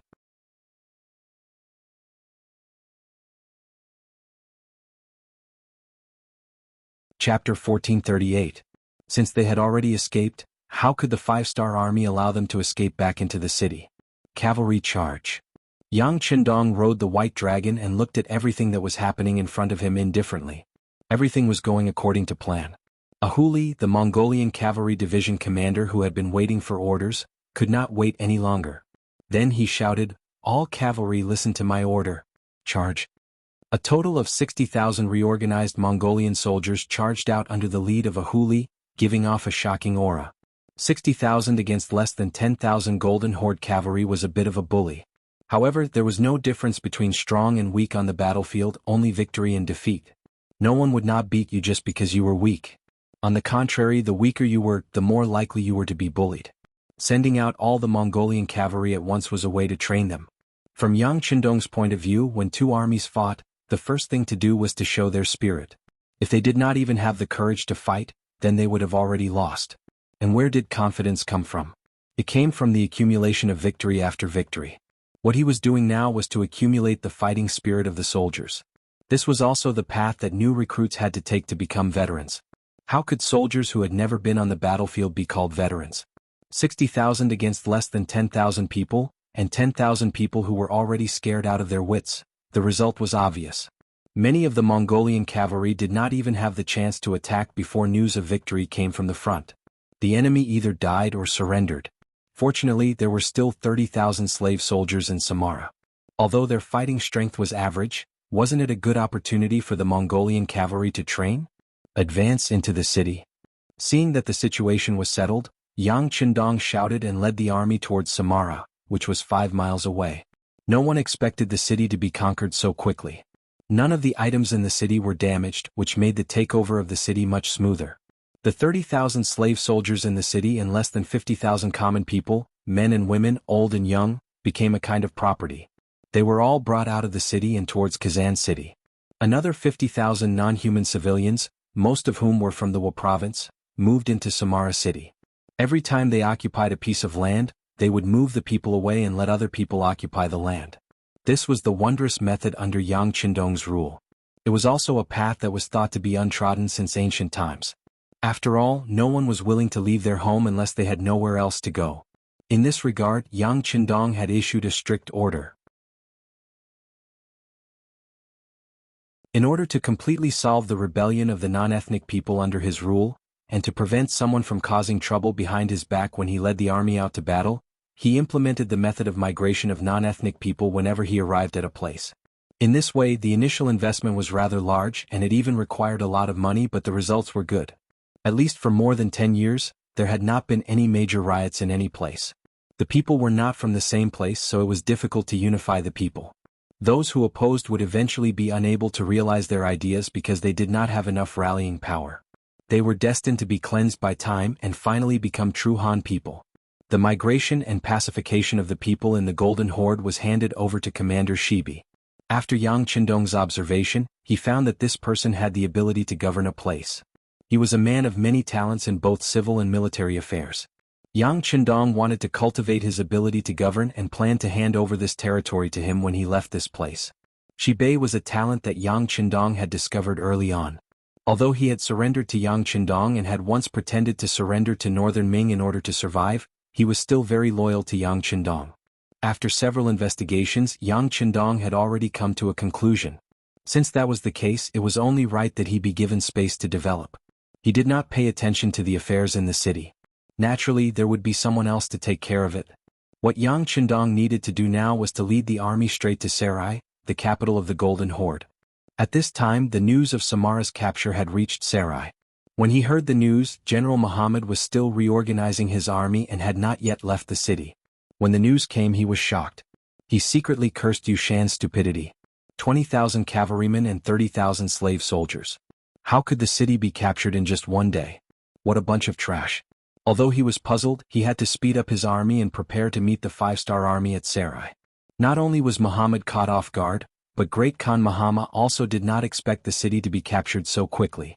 When he learned that the Han army was only 200 miles away from Xinjiang and could arrive in 3 days, he gave several orders to the surrounding Mongolian tribes to gather their troops outside the city. The sudden fall of Samara put the Golden Horde in a passive position. But even at this time, not many people thought highly of the 5-star army. In their eyes, sheep were sheep. Even if they were given sharp weapons to kill wolves, they would still be no match for a pack of wolves. Army continued to speed up. Put down the unimportant things first and leave them for the transport team behind. Yang Qindong knew that speed was the most important thing in war. Using speed to defeat slowness was his forward strategy for this military operation. The Golden Horde had ruled here for more than 200 years. There were countless surrounding tribes that had submitted to them. If they were all gathered together, their military strength could reach a terrifying 1 million. At that time, even if Yang Qindong had the field artillery, it would take a long time to conquer these people. The price he would have to pay would be unknown. The best way to solve this problem was to suddenly appear in front of the enemy before they fully recovered and take down Sarai. They would occupy the Holy Land in the eyes of the Mongolians and destroy their fighting spirit. Most importantly, only by catching the enemy off guard could they not give them the chance and time to move their belongings. The cost of this operation was not small. He was counting on the wealth that the Golden Horde had accumulated over the past 200 years to subsidize the military supplies. They left behind all the equipment that they did not need for the time being. 20,000 of the 120,000 soldiers were left behind to cover the retreat, while the other 100,000 rushed towards Sarai. They had originally planned to arrive in 3 days, but they only used 1.5 days to arrive. When noon arrived, the 5-Star Legion Corps appeared outside the city, causing the Mongol soldiers on the city walls to scream out loud. No one had expected the Han army to appear in front of them so quickly. Luckily, the Mongolian soldiers were standing on the city walls, which gave them a sense of security. Like the Han people, the Golden Horde had holed themselves up in the city. They would only go out during the grazing season. This way they were much safer. However, they did not know that this was equivalent to killing their fighting spirit. The news of the Han army's appearance quickly spread into the city. When the city gates were closed, all the Mongol nobles in the city knew about this matter. Some of their faces became flustered, and the city became noisy because of this. The fact that Samara was taken so quickly proved that the Han army was strong and terrifying. It seemed like there was going to be a bloody battle. Even so, no one thought that the Han army would be able to take down Sarai. After all, this was the capital of the Golden Horde. Just the elite cavalry alone numbered more than 300,000. This did not include the troops from the other tribes that could come in a short period of time. It was said that the Han army only had around 100,000 men. Did they really think that they could swallow an elephant? Outside the city, the 5-Star Army was following the plan. The 2nd Division of the Cold Vanguard was at the front. 200 cannons were pushed to the front lines, and 3 regiments of infantry were also at the front lines. They took out their sandbags and prepared to fight at any time. The cavalry of the new 2nd Army stood on both sides of the 2nd Division of the Cold Vanguard. While protecting their flanks, they were also prepared to charge into the city at any time. The 60,000 Mongolian soldiers were made up of civilians and captives. Under the leadership of Ahuli, they were also sharpening their swords. They already knew that when the time was right, they would be the first to charge into Sarai. They would be the first to charge into the city of Sarai. This was both an honor and a test. As the first to charge, it was always the most dangerous. However, no one cared anymore. Thinking of the benefits and good things that could be obtained by making military contributions, these poor men were willing to take the risk. Wasn't it true that wealth came from danger? Furthermore, many of them were made up of surrendered soldiers. Wasn't this the best chance for them to show their loyalty to the 5-Star Army? Many people were eager to give it a try. If they were not facing Salai City, which was once a holy land in their eyes, and still had a trace of respect, many soldiers would have laughed out loud and pointed at the city to make a joke of it. Reporting to the 6th Young Master, the 2nd Division of the Cold Vanguard is ready. The commander of the 2nd Division, Xiao Feng, stood in front of Yang Qindong and saluted. His voice was full of excitement. They were going to attack the Golden Horde that had lasted for more than 200 years. This was the home of the invincible Mongolian elites. It was said that the great Khan of the Golden Horde still had the pure blood of the Golden Horde flowing in his body. How could they not be excited when such a powerful force was about to be rubbed against by their own hands? This was a great achievement. Yang Qindong looked at the excited Xiao Feng and was very satisfied. From the time they entered the camp to the time everything was set up, it only took them 20 minutes. This was enough to prove how hard they trained. It was said that 3 minutes on stage was equivalent to 10 years of hard work. How could it not be the same in the army? A good army not only had to have a good style and be able to win battles, but also had to have strict discipline. They had to be able to remain calm in the face of danger and strike the enemy with lightning speed.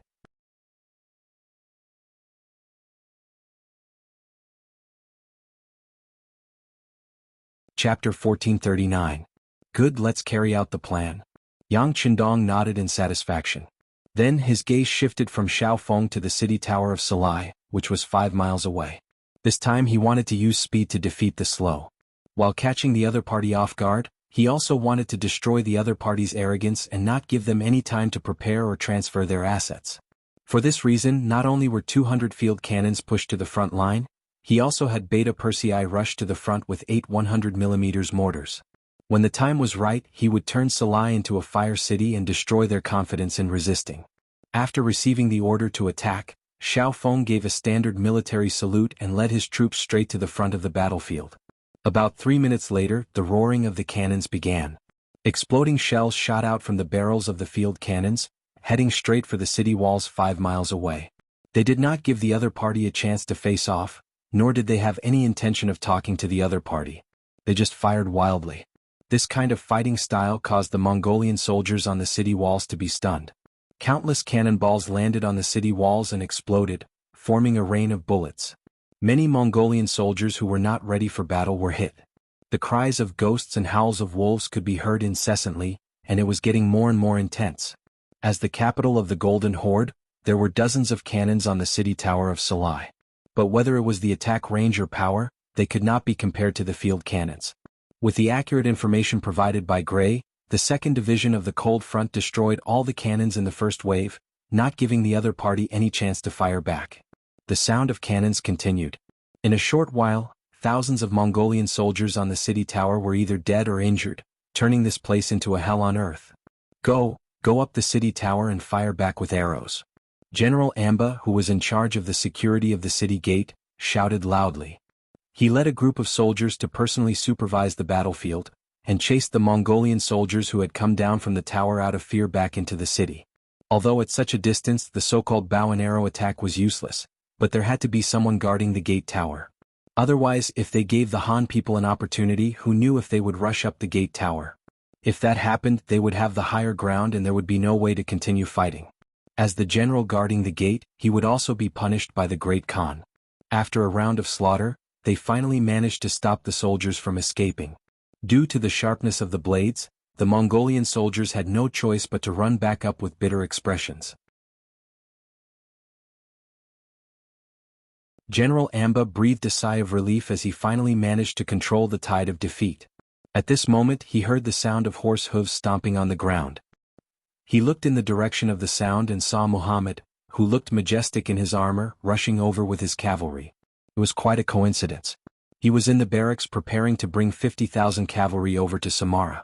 Who would have thought that the 5-star army would arrive? He was overjoyed, thinking that he could not help but go on a long journey. He could have a good battle with the Han army right at his doorstep. Be it in terms of supplies or soldiers, he would be able to enjoy the benefits of being close to the water. Just as Muhammad was thinking that this was a good thing and was preparing to perform well, the sound of cannons had already sounded out. The siege had actually begun. He was shocked at the speed of the Han army's attack. They had just arrived at the city walls and had already started attacking. If it was the Mongolian cavalry, they probably would not even have time to get into formation. It was because of this that Muhammad judged based on his experience that the other party must have attacked in a hurry. This was also a good chance for him to counterattack. Taking advantage of the time when the other party had not stabilized, a counterattack would definitely result in twice the result with half the effort and increase their chances of victory. The opportunity was fleeting. Without waiting for the 50,000 cavalrymen to gather, Muhammad led the 30,000 cavalrymen straight to the north gate. In truth, the 5-star army had not fully spread out. Only the well-trained cold vanguard soldiers were prepared. Even the new second army was still preparing for battle. As for the 60,000 Mongolian troops, they were in a mess. It would take at least an hour for them to fully organize their troops. Muhammad sent out a few of his personal guards to ascend the city gate tower. They saw the performance of the 5-star army outside the city and reported back. Haha, as expected, they have come from afar and are not ready. The cavalry has not fully spread out, and this is the best chance for us to attack. Come, open the city gates. The army will march out from the 4 city gates and charge out. Muhammad laughed loudly. He already had the look of a victorious general. The 30,000 cavalry behind him were all filled with excitement. Thinking about how the chance to gain merit was right in front of them, all of them wanted to charge out of the city to show the Han army what they were made of. They wanted to let these arrogant Han know that in terms of horse strength, the Mongols were the best in the world. Once Muhammad gave the order, the 4 city gates were opened. The 30,000 cavalry split into 4 groups and charged out of the city. They looked like they could not wait any longer. As soon as the city gates opened, they galloped out on their horses, shouting and screaming. They looked like they were here and the Han army was ready to die. They are finally out. Behind a bunch of sandbags, 2nd Division Commander Xiaofeng's brows furrowed as he said excitedly. The speed of the Mongol cavalry's reaction exceeded his expectations. He did not expect the enemy to have such a swift reaction. They were definitely elites. Since that was the case, they had to eat them up. Orders: fire when they are 200 steps away. The commander's order was passed down through the soldiers. Very soon, the 3 regiments of cold front soldiers in the circular formation received the order. They took the opportunity to check their guns and ammunition one last time. After making sure that there were no problems, they placed their gun barrels on the sandbags, closed their left eye and opened their right eye and got ready to shoot. Cannon fire at a 30-degree angle, fire. Lin Luan, who had just been promoted from an artillery battalion commander to a regiment commander, noticed that there were quite a number of Mongolian cavaliers charging out of the city. He wanted to reduce the pressure on the warriors, so he spoke to a group of 20 cannoneers beside him. Once the commander gave the order, the 20 cannons immediately changed directions and shrunk their attack range. They fired fiercely at the city gates, giving the Mongolian cavalry who had just exited the city and had yet to get into formation a direct blow. Under the sound of the cannons, the war horses neighed, and the formation became even more chaotic. After all, humans could counter the might of the cannons but war horses could not. Seeing that the army was unable to gather up due to the cannons, Muhammad gave up on the idea of a large-scale charge. Instead, he waved his hand and said, "There is no need to gather up. Split up and charge forward. We need to grab the chance." Inside the ring-shaped sandbags, Commander Xiaofeng watched as the cannons fired and landed among the Mongolian cavaliers who came out of the city, causing a certain number of casualties. His expression turned dark, and the other commanders under him also had displeasure on their faces. What is this Lin Luan doing? Does he think that the cannon regiment is not in the limelight enough? He wants to snatch this bit of credit from us? The first to voice out was the 1st Regiment Commander, Chai Ji. He could be considered an experienced person and many times he dared to express his views and attitude. The 1st Regiment Commander was beside Xiaofeng. Usually, when there was a military operation, the 1st Regiment would be with the division headquarters. Such dissatisfaction naturally fell into Xiaofeng's ears. He also felt that it was not good to snatch credit like this. Of course, he also knew that Lin Luan was trying to reduce the pressure on them. However, the 2nd Regiment was already prepared. Just the light and heavy machine guns alone had 100, so how could they be afraid of the Mongol cavalry who were already trapped? Go, inform Colonel Lin that without my orders, there is no need for cannon support. Tell him to do his job properly and be ready to advance at any time. Xiaofeng said to the messenger beside him. These words immediately received the agreement of the surrounding soldiers. It was obvious that this was what they were thinking. The moment the Mongol cavalry left the city, they were hit by a wave of cannon fire. Under the spray of bullets, iron shrapnel and nails flew in all directions. Before the Mongol cavalry could even shout the word charge, they were already turned into corpses. Under the rumbling of the cannons, the war horses were also affected. They shook their heads and did not listen to orders. In just a single round, they had lost over 1,000 riders. Cold sweat dripped down Muhammad's neck uncontrollably. The cavalry he brought were all elite soldiers. Normally, when they encountered enemies, it was normal for them to fight 1 against 3 or even 4 against 1. However, in just one round of cannon fire, they had lost so many men. If this continued, he did not dare to guarantee that they would win this battle. Fortunately, after 2 rounds of cannon fire, the cannons stopped. The cannons once again smashed towards the city walls. This caused Muhammad to heave a sigh of relief. At the same time, he scolded the stupidity of the Han people. Did they not know that compared to the thick city walls, his cavalry was easier to deal with and was more dangerous? However, Muhammad would not be so kind as to remind the Han army. Since there was no longer the threat of the cannons, he should make use of this time to charge forward. Once they were entangled with the Han cavalry, the cannons would not be able to pose any threat. Everyone charge. There was no need for Muhammad to say anything. The Mongolian riders who had survived the barrage of cannon fire had already charged forward. They were all veterans, so they naturally knew what to do on the battlefield. Thanks to the previous battles with the White Russians, they had a certain level of understanding towards cannons. At the very least, they would not be afraid to charge forward. More and more Mongol cavalry charged out of the city gates, charging towards the Han army camp. In front of them, there was a Han army camp that was about a li away, and they saw that there was a large circle of soldiers surrounding the area with bags of food. Although they did not know what these people were doing, the Mongol cavalry knew that if they wanted to charge into the camp, they had to deal with these Han people.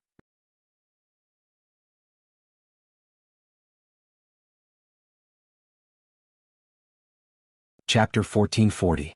Charge. Surround them and kill them with arrows. Don't waste time. Muhammad shouted loudly. He did not care about these Han soldiers at all. To him, as long as his cavalry charged forward, he would be able to chop off their heads to show the might of the Mongol army. They're here, they're here. 500 steps, 400 steps, 300 steps, attack. Xiao Feng stared ahead.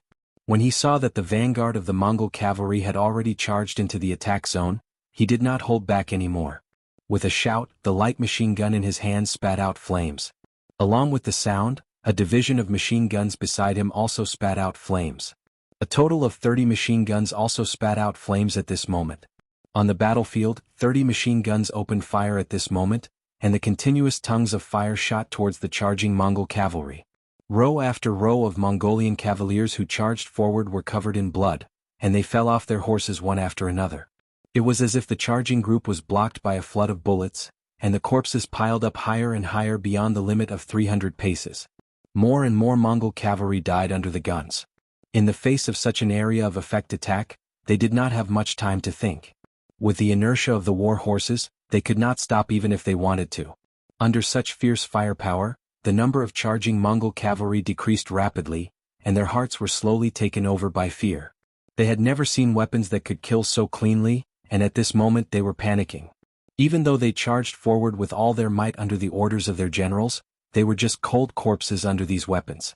As the small mountain of corpses piled up higher and higher, the despair in the hearts of the Mongol cavalry finally exploded. Run! No one knew who shouted this in the crowd, but the Mongolian cavaliers who were originally charging forward started to scatter, just as they expected. These cavalrymen would rather die under military law than die under the bombardment of cannons and bullets.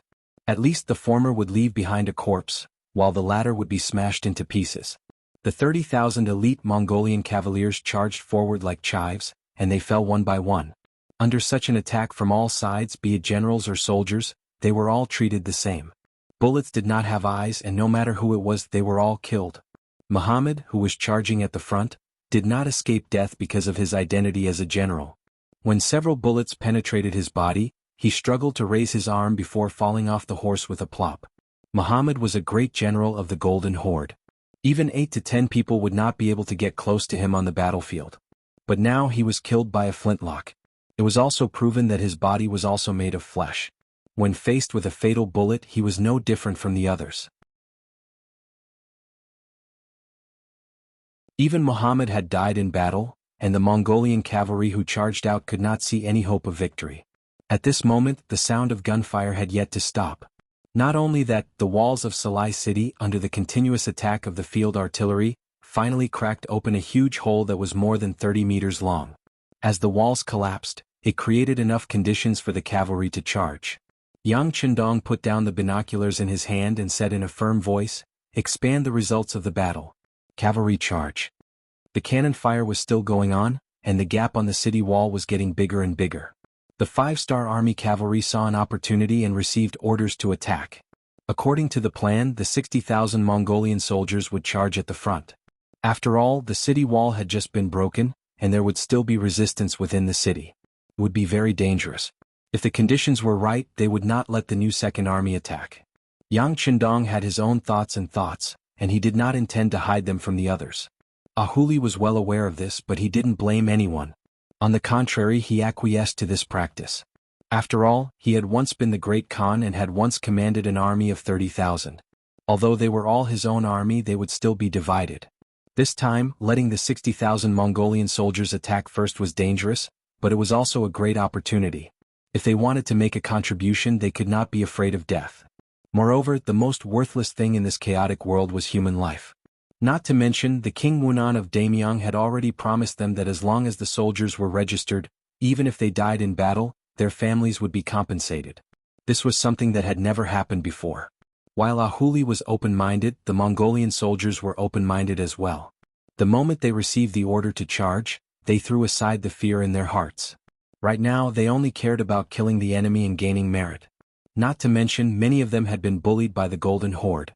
Some of their parents had even died at the hands of the Mongolian cavalry. Now was the time to take revenge.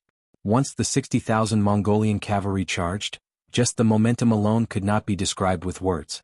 When the Mongolian cavalry on the city wall saw the black mass of soldiers approaching, they were scared out of their wits. They screamed and yelled in panic. They no longer had the courage to defend the city, so they turned around and ran back into the city.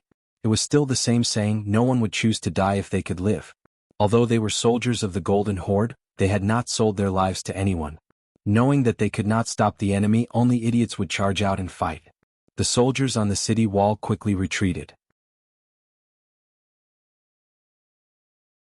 They ran faster than when they were facing the threat of the cannons.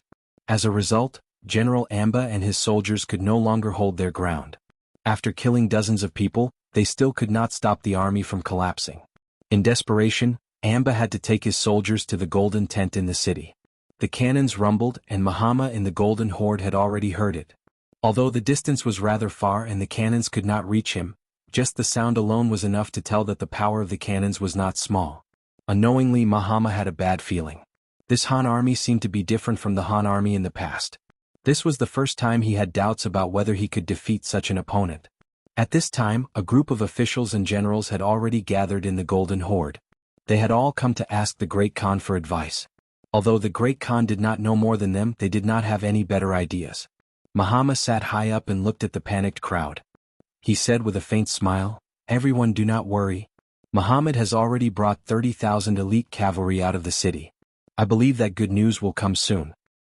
"Well, then it's fine." Hearing that the number one general, Muhammad, had already led out an army of 30,000 elite steel cavalrymen, everyone revealed a relieved expression. After temporarily stabilizing everyone's mind, Muhammad said again, "After all, the Han army has more than 100,000 soldiers. We cannot lower our guard. We need to continue to send out troops. This time, since the Han army has come, don't think about going back. Everyone who will go out to fight." Muhammad was not confident that he could destroy the Han army with just 30,000 fine iron. Therefore he needed to send more troops to the battlefield. He needed to have enough advantage in numbers. Only in this way can he completely win this war. Especially when they were discussing, the sound of cannons did not stop. Muhammad was even more certain of the idea of sending reinforcements. Hearing that they still needed to send people out, everyone deeply agreed. The Han army was an army with cannons. Just 30,000 cavalry was not enough. But after all, they were facing cannons that killed without blinking. Once they entered the battlefield, there was a possibility of losing their lives. For a moment, everyone looked at each other. No one rashly took the initiative to stand out. "What? Could it be that you want this Khan to call your names?" Seeing that no one responded, Muhammad's face showed a trace of anger. His son, Bora, was also watching coldly from the side. He saw the corners of everyone's mouth. If there was a chance in the future, he would not spare these people. Thinking back to their ancestors, what kind of glory did they have? Wherever they went, no one could stop them, no one could match them. At that time there was no lack of fierce generals. But only a few years had passed. Everyone was used to living a good life and began to fear death. The Han army had already arrived at their doorstep. No one dared to take the initiative to stand out. No wonder in these years, when they fought with the White Russians, their advantage was getting smaller and smaller. With such generals, it was only a matter of time before the country was destroyed. Muhammad's eyes were still coldly staring at everyone. If no one stood out, he would call their names. But at this time, there was a sudden sound of hurried footsteps. Then, a guard from the golden tent entered the hall and said anxiously, "Great Khan, General Amba requests an audience." "Amba?" Muhammad instinctively frowned. Isn't he guarding the city wall? Why did he come down without orders? "Father, there must be something important to report. Why don't we call him in first?" Bora also felt that the situation was not good. But if he wanted to know what happened, he still needed to see Amba. "Call him in." Muhammad nodded and ordered the guard, then straightened his body. Soon Amba entered the hall with a tired face. When he saw Muhammad sitting high above, he immediately saluted, put his right hand on his chest, lowered his head and said respectfully, "This General Amba greets the great Khan." "Amba, why didn't you guard the city well? Why did you come here?" Muhammad was already very anxious in his heart, but in front of everyone, he suppressed his anxiety and asked, "Great Khan, this general is guilty." With a plop, Amba suddenly knelt on the ground. Then, with snot and tears, he told the story of how Muhammad's 30,000 elite cavalry was almost wiped out. Amba finally finished, then lowered his head, not daring to raise it again. At this moment, the hall was so quiet that a pin drop could be heard. Everyone was shocked by these words and stood there without saying a word.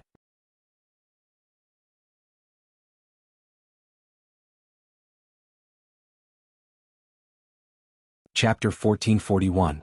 No one had expected that the battle would end up like this. How long had it been? Not only had they lost the city gate, even the 30,000 elite cavalry that Muhammad had brought with him were gone. That was 30,000 elite cavalry. If it was a clash of swords and spears on the battlefield, even 100,000 ordinary Mongolian cavalry would not dare to claim victory. But now they were all gone. What was going on? Could it be that the strength of the Han army is stronger than their elite cavalry?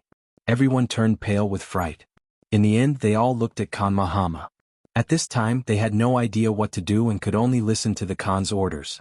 How could Muhammad not be startled?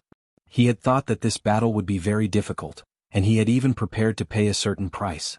But he had never expected that they would lose so quickly. From the time they learned of the five-star army's appearance to the loss of the city gate, it had only been a little more than 2 hours. What could they do in this time? If it was an ordinary army, they would not have finished gathering. But the Han army had already attacked. What was going on with this world? When did the Han army become so strong? There were 100,000 questions in his heart.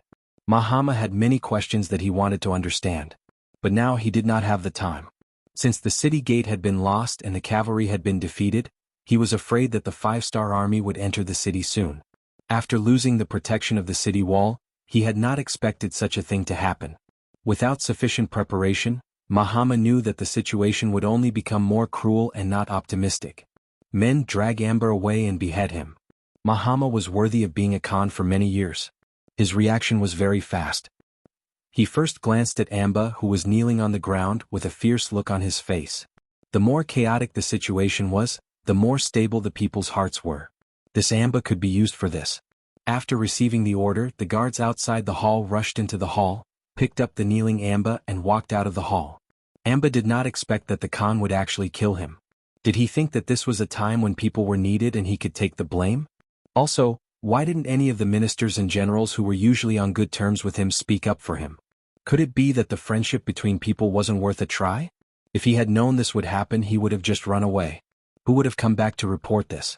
Since he was going to die sooner or later, he might as well take a gamble. In fact, Amba had wrongly blamed his friends.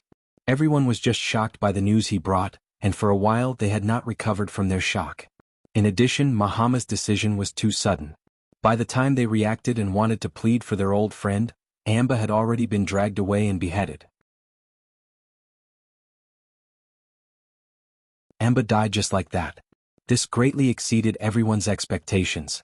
Some people even seemed to think of themselves in the future because of this, and couldn't help but have ugly expressions. It was at this moment that Muhammad took the opportunity to speak while everyone was still unsettled. The Han people only used their cannons to break through the walls. In terms of horse riding, who can be a match for us Mongols? As long as we can hold them off for a while, with our advantage in numbers and the support from the surrounding tribes, destroying the Han army is just a matter of raising our hands. In this way, where are Barry and Yutu? I order the two of you to lead your cavalry to meet the Han army. Even if you can't drive them out of the city, you must stop them from entering the city. We will have other reinforcements coming later. Accept the order. First, he encouraged everyone and strengthened their confidence in winning. Then Muhammad called out 2 names and ordered them to lead the troops. Barry and Yutu, who were called out, paled and looked very ugly. How was this asking them to go to war? It was clearly asking them to die. Even the 30,000 elite cavalry led by General Muhammad was not a match for the Han army. They only had 10,000 cavalry. How could they fight against the Han army? The two wanted to refuse, but when they thought of Amba's fate and looked at Muhammad, who was sitting at the head of the table with a murderous look on his face, they finally did not say anything. They could only stand up and say reluctantly, "Great Khan, we are willing to go, but we hope that the reinforcements will arrive in time." "Generals, don't worry. Salai City is the capital of the Golden Horde. No one wants to defend this place more than me. Rest assured, Prince Bora will lead reinforcements to assist you in a short while," Mahama said in a solemn manner with an expectant look on his face. "Yes." Hearing the Great Khan's promise and thinking of the importance of Salai City, the two generals nodded and left the hall to prepare the troops. Everyone quickly left. They also had to organize the troops in the city and prepare to fight against the Han army at any time. Prince Bola also received his father's orders and began to mobilize all the troops in the city. He also distributed food and was ready to enter the battlefield at any time. Everything was planned well. Mahama was also prepared to fight to the death with the Han army. Over the years, Salai City had been under his management, and the land it occupied was large enough to accommodate 1 million civilians and soldiers. With such a large city with such a large population, it was enough to tire the 100,000-strong Han army out of breath. Once the time was right, it would be the time for them to counterattack. When it came to plans, there were always changes. The two of them seemed to always appear at the same time. Just as the Mongolian army in the city started to mobilize and prepare for battle, the sound of cannons exploding rang out from the sky, landing directly in the inner city. Many of the nobles and officials in the inner city were destroyed by the cannons, and many of them died. Beta Persei finally could not help but take action. He brought 8 100mm mortars that could fire up to 13 li and launched an attack. Yang Chendong was good at reading people's minds. He knew when and what to do to maximize the benefits. With 120,000 people, it was not easy to take down Salai City. Even with the powerful cannons in his hands, it was not easy. It must be known that in the Golden Horde, every citizen could be a soldier. From old people in their 50s to children in their 20s and 13-year-olds, they could all wield their swords and kill the enemy. One could only imagine how many of these millions of people were capable of fighting. If they only relied on pushing forward step by step, once the enemy reacted, even if they could defeat them, they would have to pay a heavy price. This was not what Yang Chendong wanted. He wanted to use a swift and decisive method to defeat the enemy and obtain the greatest benefits. As such, the firepower of the cannons had to be maximized. As such, Beta Persei took action. He brought 8 100mm mortars and quickly advanced after the city walls were broken. Following the map that Gray had provided, after finding a safe and powerful position, he began to fire in all directions. In order to give the enemy the feeling of a huge army and cannons everywhere. The 8 cannons fired in 8 different directions. When the cannons were fired, it gave people a feeling of explosions everywhere. This caused the Mongol army, who were originally fighting, to lose their morale and confidence. Fire. Fire with all your might. Don't be stingy with the cannons. Beta Persei led 500 black cavalry soldiers to a courtyard under the city walls. 200 black cavalry soldiers were in charge of security, while the other 300 black cavalry soldiers were busy moving the cannons and firing the cannons in an orderly manner. Before they came, Yang Chendong had said that as long as they could scare the Mongols away, it would be worth it no matter how many cannons they used. After receiving the order, Beta Persei unleashed all the cannons he could to achieve his goal. His face was filled with an excited expression. Explosions continued to ring out in the city. Who knew how many Mongols had died under the cannon fire? In the face of such long-range cannons, they did not even know where the enemy was or how many cannons they had. From this, one could see how difficult this battle was. Not knowing where the cannons would land, there was no place that was absolutely safe. After a few rounds of cannon fire, many unlucky Mongol nobles had already died under the cannon fire. When they saw their old friends die without any warning, those who were still alive had no choice but to escape. If they could not even see the enemy, how were they going to fight this battle? Since they could not fight, they could only escape. Although doing so was not very loyal and they might be punished by the Great Khan. However, it was just death. With the thought of living for as long as they could, more and more nobles, officials, generals and even commoners made the decision to leave the city and abandon Salai City. As such, there was such a scene. The east gate of the city had unknowingly been opened, and more Mongols were escaping. In order to escape, many people did not even have the time to tidy up their belongings. Instead, they only took some valuables and left the city. Great Khan Mahama, who was in charge of overseeing everything in the city, quickly received the news. In a fit of rage, he pushed the table in front of him to the ground and roared out, "What are they doing? Are they abandoning the legacy of their ancestors? Are they not afraid of this Khan punishing them? The scout general was also trusted by Mahama. Bodo, who was in charge of overseeing the city, stood in the hall with an ugly expression, not daring to speak. Bodwa, pass on this Khan's order.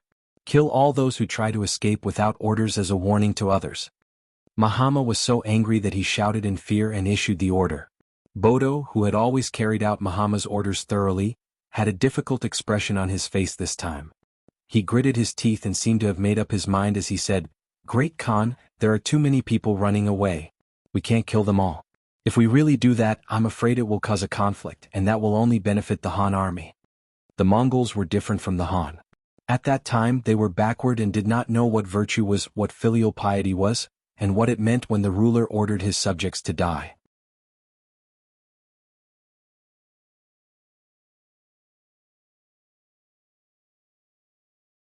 Chapter 1442. Their hearts were full of wildness.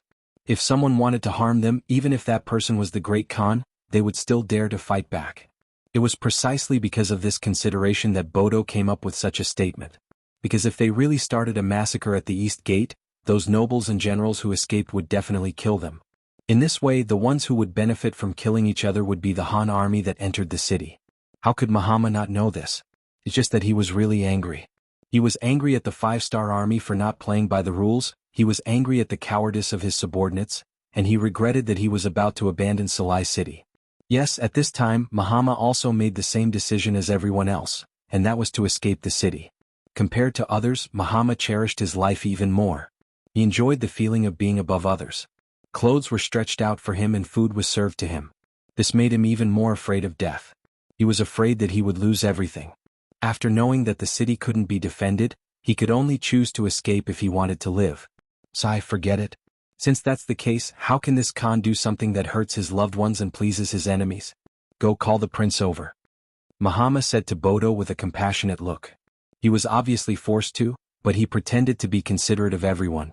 Bodo couldn't see it, but for the sake of his own life he still cooperated and said, "The great Khan is wise, the officials will definitely thank the great Khan for his painstaking efforts."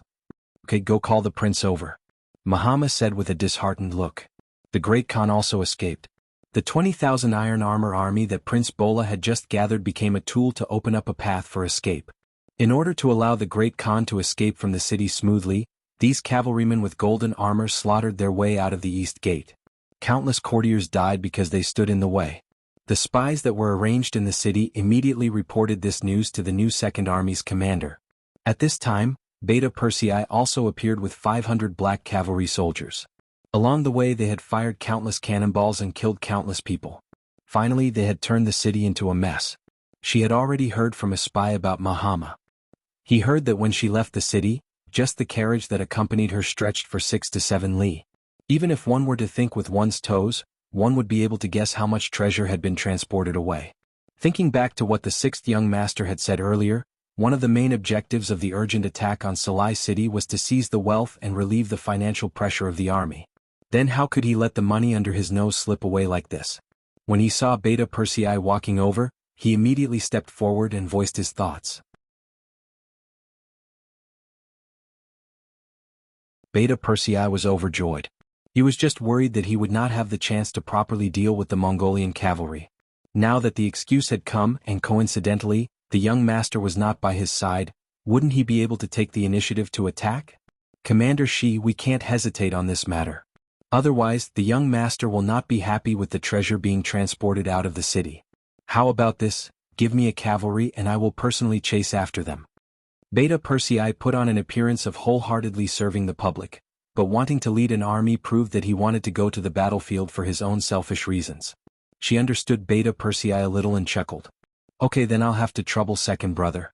How about this? I'll arrange for the 1st and 3rd divisions to come over and listen to your orders. Okay. 2 divisions at once, that was more than 10,000 people. Beta Persei immediately agreed.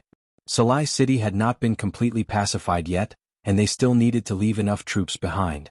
This was already a great effort, and it should also be for the sake of the young master. Mahama escaped. Under the circumstances, he had no choice but to escape for his own safety. He was heading towards New Salai city, which was southeast of Salai city.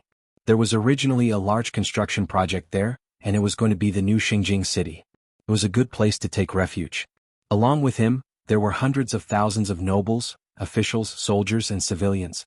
Among them, the number of civilians was the least. When everyone wanted to leave through the city gates, the civilians belonged to the vulnerable group.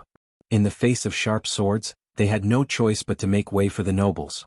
Because of this, they missed the opportunity to escape the city. In the end, after the 5-star army guarded the 4 gates, they were trapped in the city. Beta Persei led 500 black cavalry and 2 divisions of cavalry out of the city to chase after them. She also began to concentrate his forces to guard the 4 gates, and at the same time to surround and kill some of the armed Mongolian soldiers in the city. This was the place where the Xinjiang city of the Golden Horde was located. It was once a place where everyone was a soldier. Although Mahama and the others had left, they still could not be careless. She was a serious and methodical person. When a mission was handed to him, he only needed enough time to complete it. What made him happy was that under the heavy siege, many Mongolian generals came to join him. Among them, Baru and Wu Tuo were the 2 leaders. They were the ones who were left behind by Mahama to block the 5-star army. But when they saw that the artillery was everywhere, had a long range and was powerful, how could they still fight? In addition, they heard that the Great Khan and the nobles had already left the city, and they were abandoned. The feeling of being abandoned was quite unpleasant. They did not want to die, and they did not want to die without knowing why. After a final discussion, they came to join him. They had already asked around. This Han commander could be considered half a Mongolian, so he would not make things difficult for them. Naturally, he was overjoyed that the 2 generals got along so well with each other. He immediately said that the 5-star army was in need of people. As long as the 2 generals were sincere, not only would they not make any mistakes, they would even be rewarded. As for how much they would be rewarded, it would depend on their performance. Generals, the 5-star army places more importance on ability and less on experience and background. As long as you do your best, you will be able to obtain a Han nationality in the future. You will be able to enjoy endless riches and safety. You must make good use of this opportunity. Shibi said earnestly to Barry and Wu Tuo. Yes, thank you General Shibi for your reminder. But what can we do next? Baru and Wu Tuo were naturally very happy. Who did not want to pursue a better life? In the past, it was only because they did not have the opportunity. Now it was time for them to perform. How about this? The 2 generals should be very familiar with the situation in the city. I will leave the law and order here to you. Firstly, suppress all the opposing forces in the city, and give the people a peaceful environment.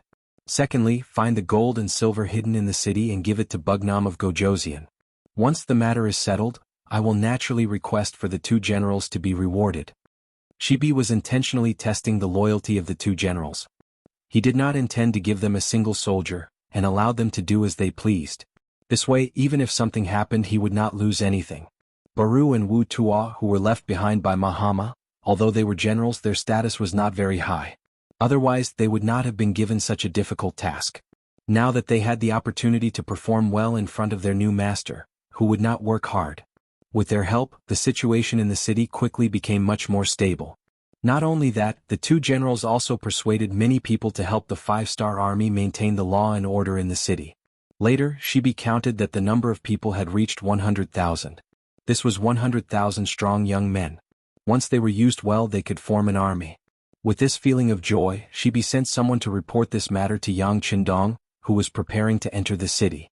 100,000 Mongolian soldiers, this is not a small harvest. Let's go into the city and take a look. Yang Qindong, who was in a good mood, laughed heartily. Then, under the protection of the 1,500 black cavalry and the 2nd Division of the Cold Front, he entered the city of Salai.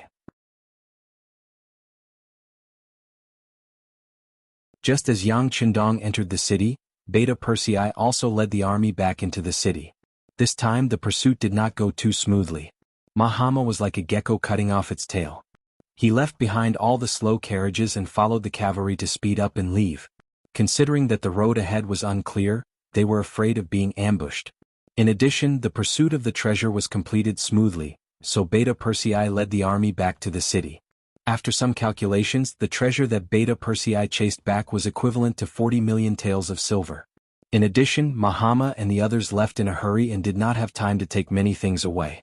Even the national treasury only took a quarter of the wealth. Now, the rest that could not be taken away in time all became the property of the five-star army. The wealth of Salai City was beyond Yang Qindong's expectations. The liquidation of the entire property took thousands of people 7 days, and the final result was actually 230 million taels of silver. Later on, it was found that a lot of the wealth came from the Han people hundreds of years ago.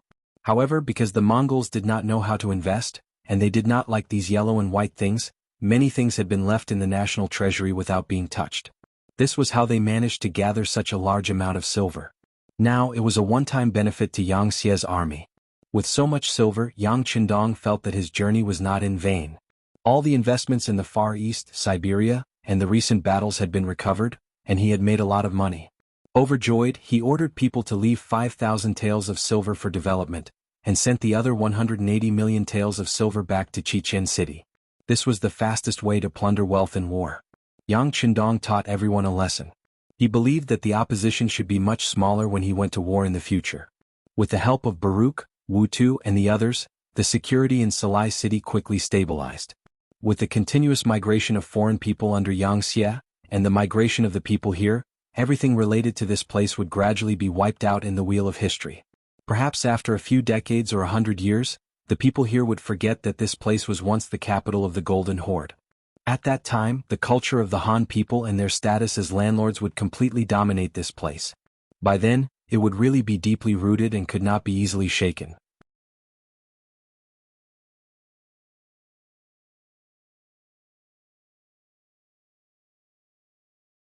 Chapter 1443. Yang Qindong had also decided to rewrite history. In the future, the entire world would belong to the Han, and history would be written as such. Even if one day his descendants failed to live up to his expectations, his opponents would only appear as traitors. He wanted to establish the concept that the Han were the true rulers of this world. After 10 days of delay in Salai City, on the morning of the 11th day the army once again set out. Their target was New Salai City. Their goal of plundering wealth had been achieved. Next, it was time to completely eliminate their opponent, the Golden Horde. The army moved out in a mighty manner. Hundreds of thousands of soldiers left the city like a long dragon. Looking from afar, it seemed to cover the sky. Compared to the time when they had attacked Salai City, there were now 100,000 more Mongolian soldiers. Gray, Barry, Wu Tua and the others had been personally tested by Yang Qindong. Yang Qindong had found that they were truly talented, and they had also joined the battle. They had gone from being generals of the Golden Horde to being generals of the 5-star Corps. This time, the reaction of the Golden Horde was much faster. With the previous lesson, Scout General Bodo had already arranged for people to keep an eye on the situation. When he found out that the Han army was moving out, he immediately reported it to the Great Han. At this time, Mahama, who had just settled down in New Salai City, heard the news and his face turned red in anger. They had always been the ones chasing after others and beating them up. Now that it was finally his turn, he couldn't accept it. These Han soldiers are too much. Do they really think this Khan is afraid of them? Have the troops sent to protect the emperor arrived? Bodo, who had been waiting for this question, immediately replied, Great Khan, there are already a dozen tribes that have heard the news and arrived outside New Salai City. There are still a dozen tribes that are rushing here because of the longer journey. If we add them all together, there are hundreds of thousands of people. It's enough to deal with the Han army. Good. If that's the case, order people to pacify the tribes that have already arrived. Send people to urge the tribes that have yet to arrive. At the same time, clear out a wide area in front of the city. The battlefield should be at least 50 li horizontally. This time we will meet the Han army here. We can't retreat anymore. This Khan wants to see if these Han people really have 3 heads and 6 arms. Even if that's the case this time, we will not let them return. Mahama said with a face full of confidence. He was not prepared to retreat anymore, or rather, there was no place for him to retreat to. Although the Golden Horde was huge, after years of development, its population was not small. However, there were only a few large cities. Firstly, it had to do with their habits. Living in the city was comfortable, but how could they survive without grazing? Secondly, they did not know how to run a business. Even if they spent a lot of effort to build a city, not only would there be no income but they would also have to pay for it. How could Mahama and the previous great Khans do such a loss-making business? After losing a few major cities, especially after losing Sarai, Mahama did not want to retreat anymore. He was prepared to fight to the death here. This time he would bring a few 100,000 Mongolian elites to teach the Han army a lesson. Mahama had already made up his mind, and no one dared to persuade him anymore. Thus, they contacted the other tribes and invited them to gather at New Sarai city to fight the Han army. For this, the ministers, generals and nobles who followed Mahama promised countless benefits. More and more tribes received requests to mobilize their troops, and not many tribes dared to refuse. Although the people in charge of relaying the message were polite, there was a strong sense of threat in their words. For example, if they could come, they would be extremely grateful and promise benefits. If they could not come, then they would have to take care of themselves. Just a simple sentence of "take care of yourself" was enough to shake the hearts of many small clan leaders. They sighed deeply and had no choice but to send out reinforcements. He was one of them. As the leader of a small Mongolian tribe, he had 30,000 Mongolian civilians under his rule. Among them, 5,000 were young and strong cavalry.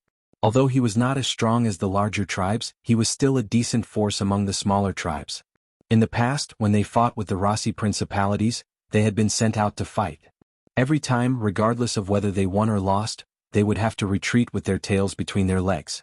After a few times, he had some opinions. He was a valiant general with a height of more than 8 feet. He was tall and strong. Just by standing in front of him, he gave off a strong sense of pressure. He was also very strong and his equestrian skills were extraordinary. Even the experts of the tribe would not be able to get close to him in a group. Such people usually had a straightforward temper. They didn't beat around the bush and liked to go straight to the point.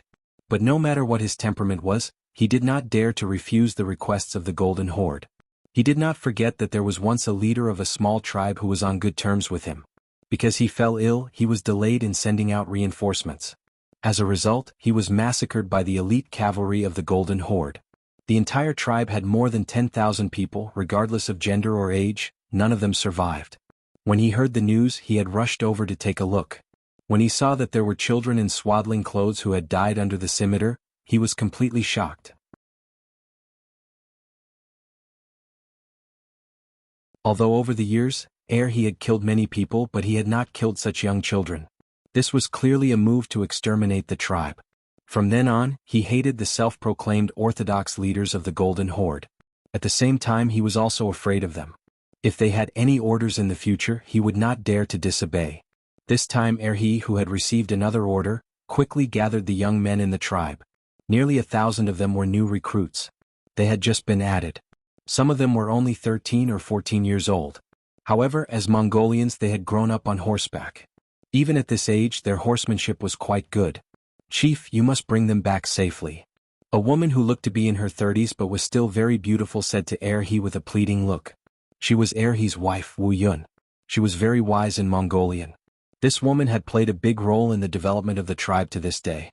Every time the men went to war, she would lead the entire tribe and the women to wait for their husband's return.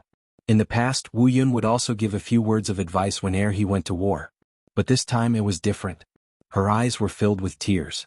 It was because her and his son, Dorza, was among the nearly 1,000 new recruits. He was just a child who had just reached the age of 14. In the last war, when they fought the Rasi, the tribe lost nearly 1,000 people. This time they had to choose from boys who had just turned 14 years old. Although it was said to be a selection, it was actually a selection of people. In a small tribe of 30,000 people, the ratio of boys was not high. As the chief's son, Duo Jia was naturally chosen to join the army.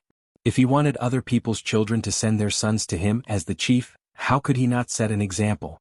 Looking at Wu Yun's teary face, how could he not understand what she was thinking? He sighed and said, "The young eagle will grow up sooner or later. How can a man become a real man if he doesn't go through hardships? You must believe in our son Duo Jia. He will definitely survive the cruel war." With such a serious tone, he had already made his stance clear. That is, if something happened he would definitely not take care of them. In his eyes, these 5,000 people were all his soldiers and there was no distinction between them. Wu Yun, who had long been familiar with his life, was slightly disappointed. But there was nothing she could do. She could only loosen her grip on his arm and prepare to let him go. But at this time, a soldier's voice suddenly came from outside the yurt. "Chief, there is a person who claims to be your good friend, who wants to see you." He was not surprised when he heard this. Every time before a war, the leaders of other tribes would come to discuss this matter. First of all, it was to unify everyone's opinions. Once on the battlefield, rootless duckweeds like them could support and help each other. That might increase their chances of survival. He also thought that the other tribes had sent people to discuss this matter, so he said, "Invite the distinguished guest in." The curtain of the yurt was lifted from the outside, revealing a burly man. Although he was slightly weaker than there was not much difference. The moment this person appeared, a look of shock flashed across he's originally calm eyes. He opened his mouth and could not help but ask, "General Gray, why are you here?" It was no wonder that he was so surprised. He had heard that Gray had become a traitor of the Golden Horde and a lackey of the Han people. How could a person who was wanted by the Golden Horde appear here? What was going on? In a short while he thought of many things. It was only when his wife, Dark Cloud, touched his arm that he came back to his senses. He hurriedly said, "Come, General Gray, please." He and Gray had a very good personal relationship. It was because of his excellent performance in a battle that attracted Gray's attention. In contrast, Gray was a very famous general in the eyes of the Golden Horde Khan. To be able to establish such a relationship was naturally what he wanted. Both sides were interested and their relationship was getting better and better. When he heard that Gray had joined the Han people, he did not believe it. At the same time he also felt a sense of sadness. He did not even have his own backing. In this battle he had no confidence. Without an acquaintance to take care of him, he was full of worries about the future.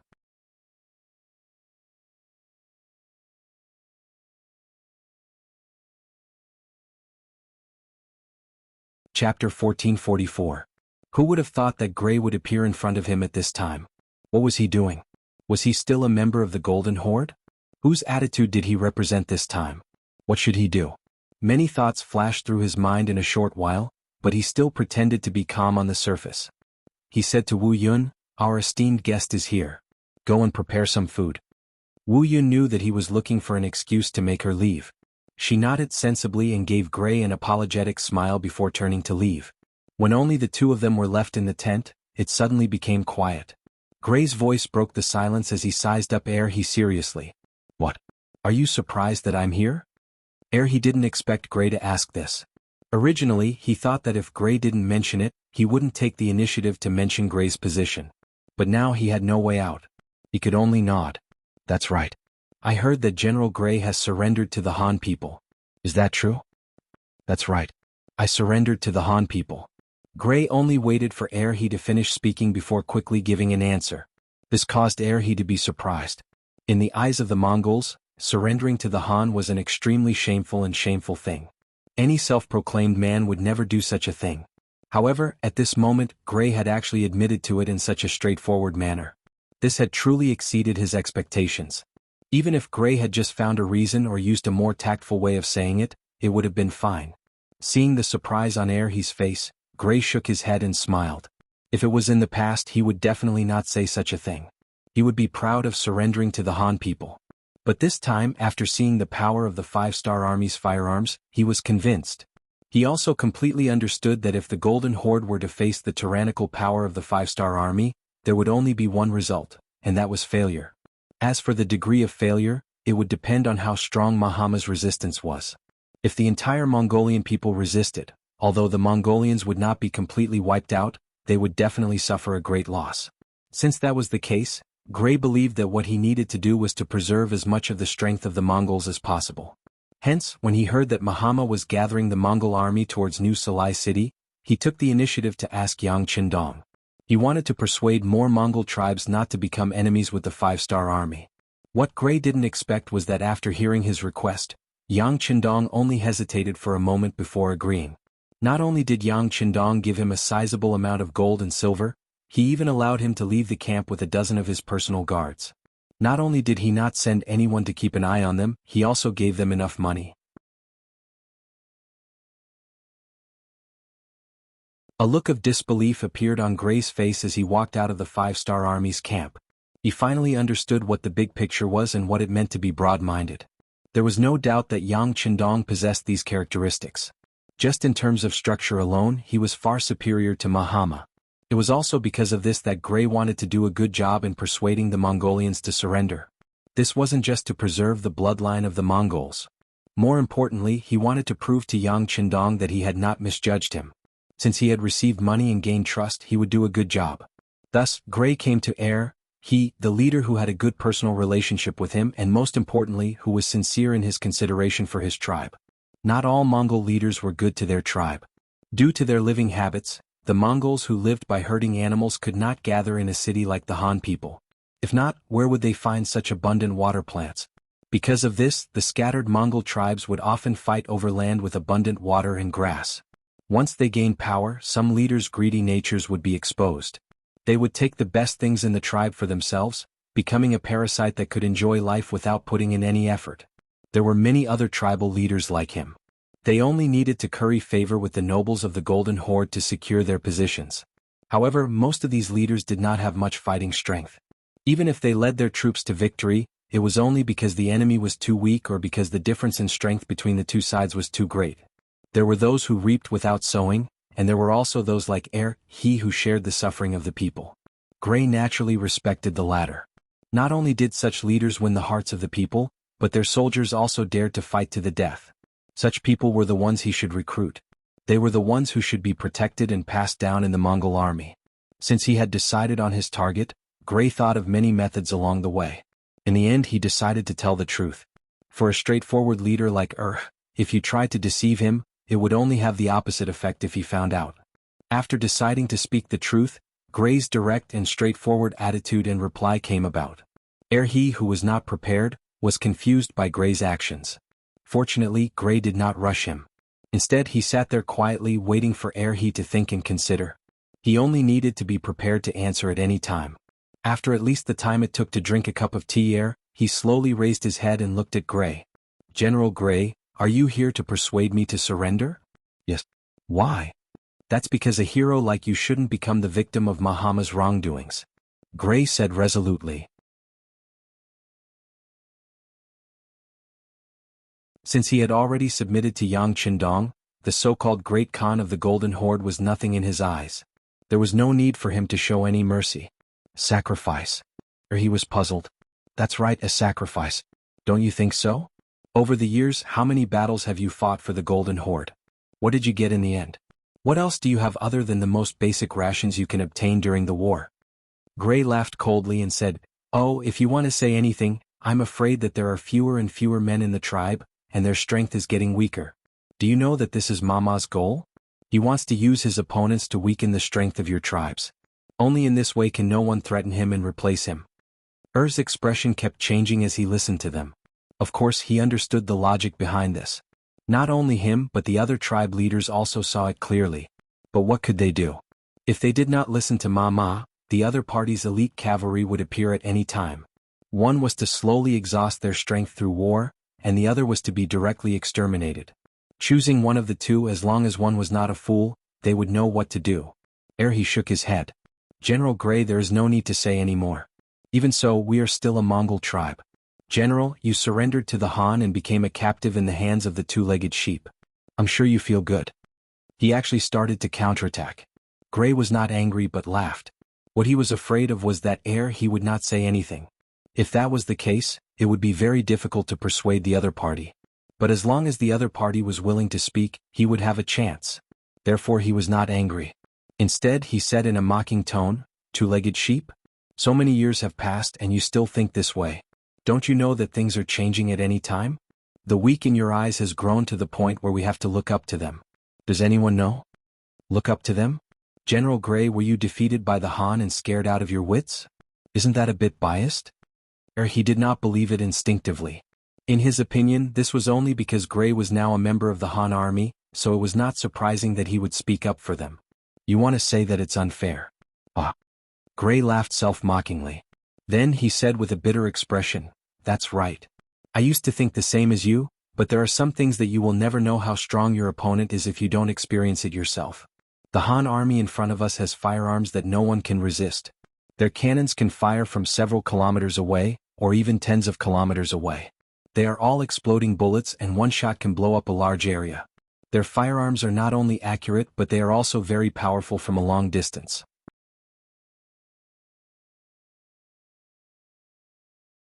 They can easily penetrate thick armor, and even strong horses are as fragile as thin paper under their muzzles. Let me ask you, who can stop such an army? Who can compare to them? Or do you think that the warriors of your tribe are invulnerable? Or that they are like cats and have 9 lives? Haha, even if they have 9 lives, they will only die a little later. They will still not be able to charge in front of the Han army. How could one defeat such an army that could take one's life from a long distance away and not give one a chance to fight head-on? How can you defeat them? Gray asked several questions in succession, leaving he speechless. He did not know how to answer. They had seen firearms before. The White Russian army mainly used firearms. If not, how could they be a match for the Mongol army, which had the best war horses and the most skilled horsemanship? However, the power of their firearms was limited. Although they also had explosive bullets, the range was very short, only about 1 mile. What they really used the most were solid bullets. Although it was a little difficult to dodge that thing, it was not undefeatable. As long as they avoided the enemy's bullets, when they rushed to the front of the enemy's formation, it would be time for them to kill. The White Russian army also had firearms that could pose a threat to them at close range. However, those firearms needed a long time to reload every time they were fired.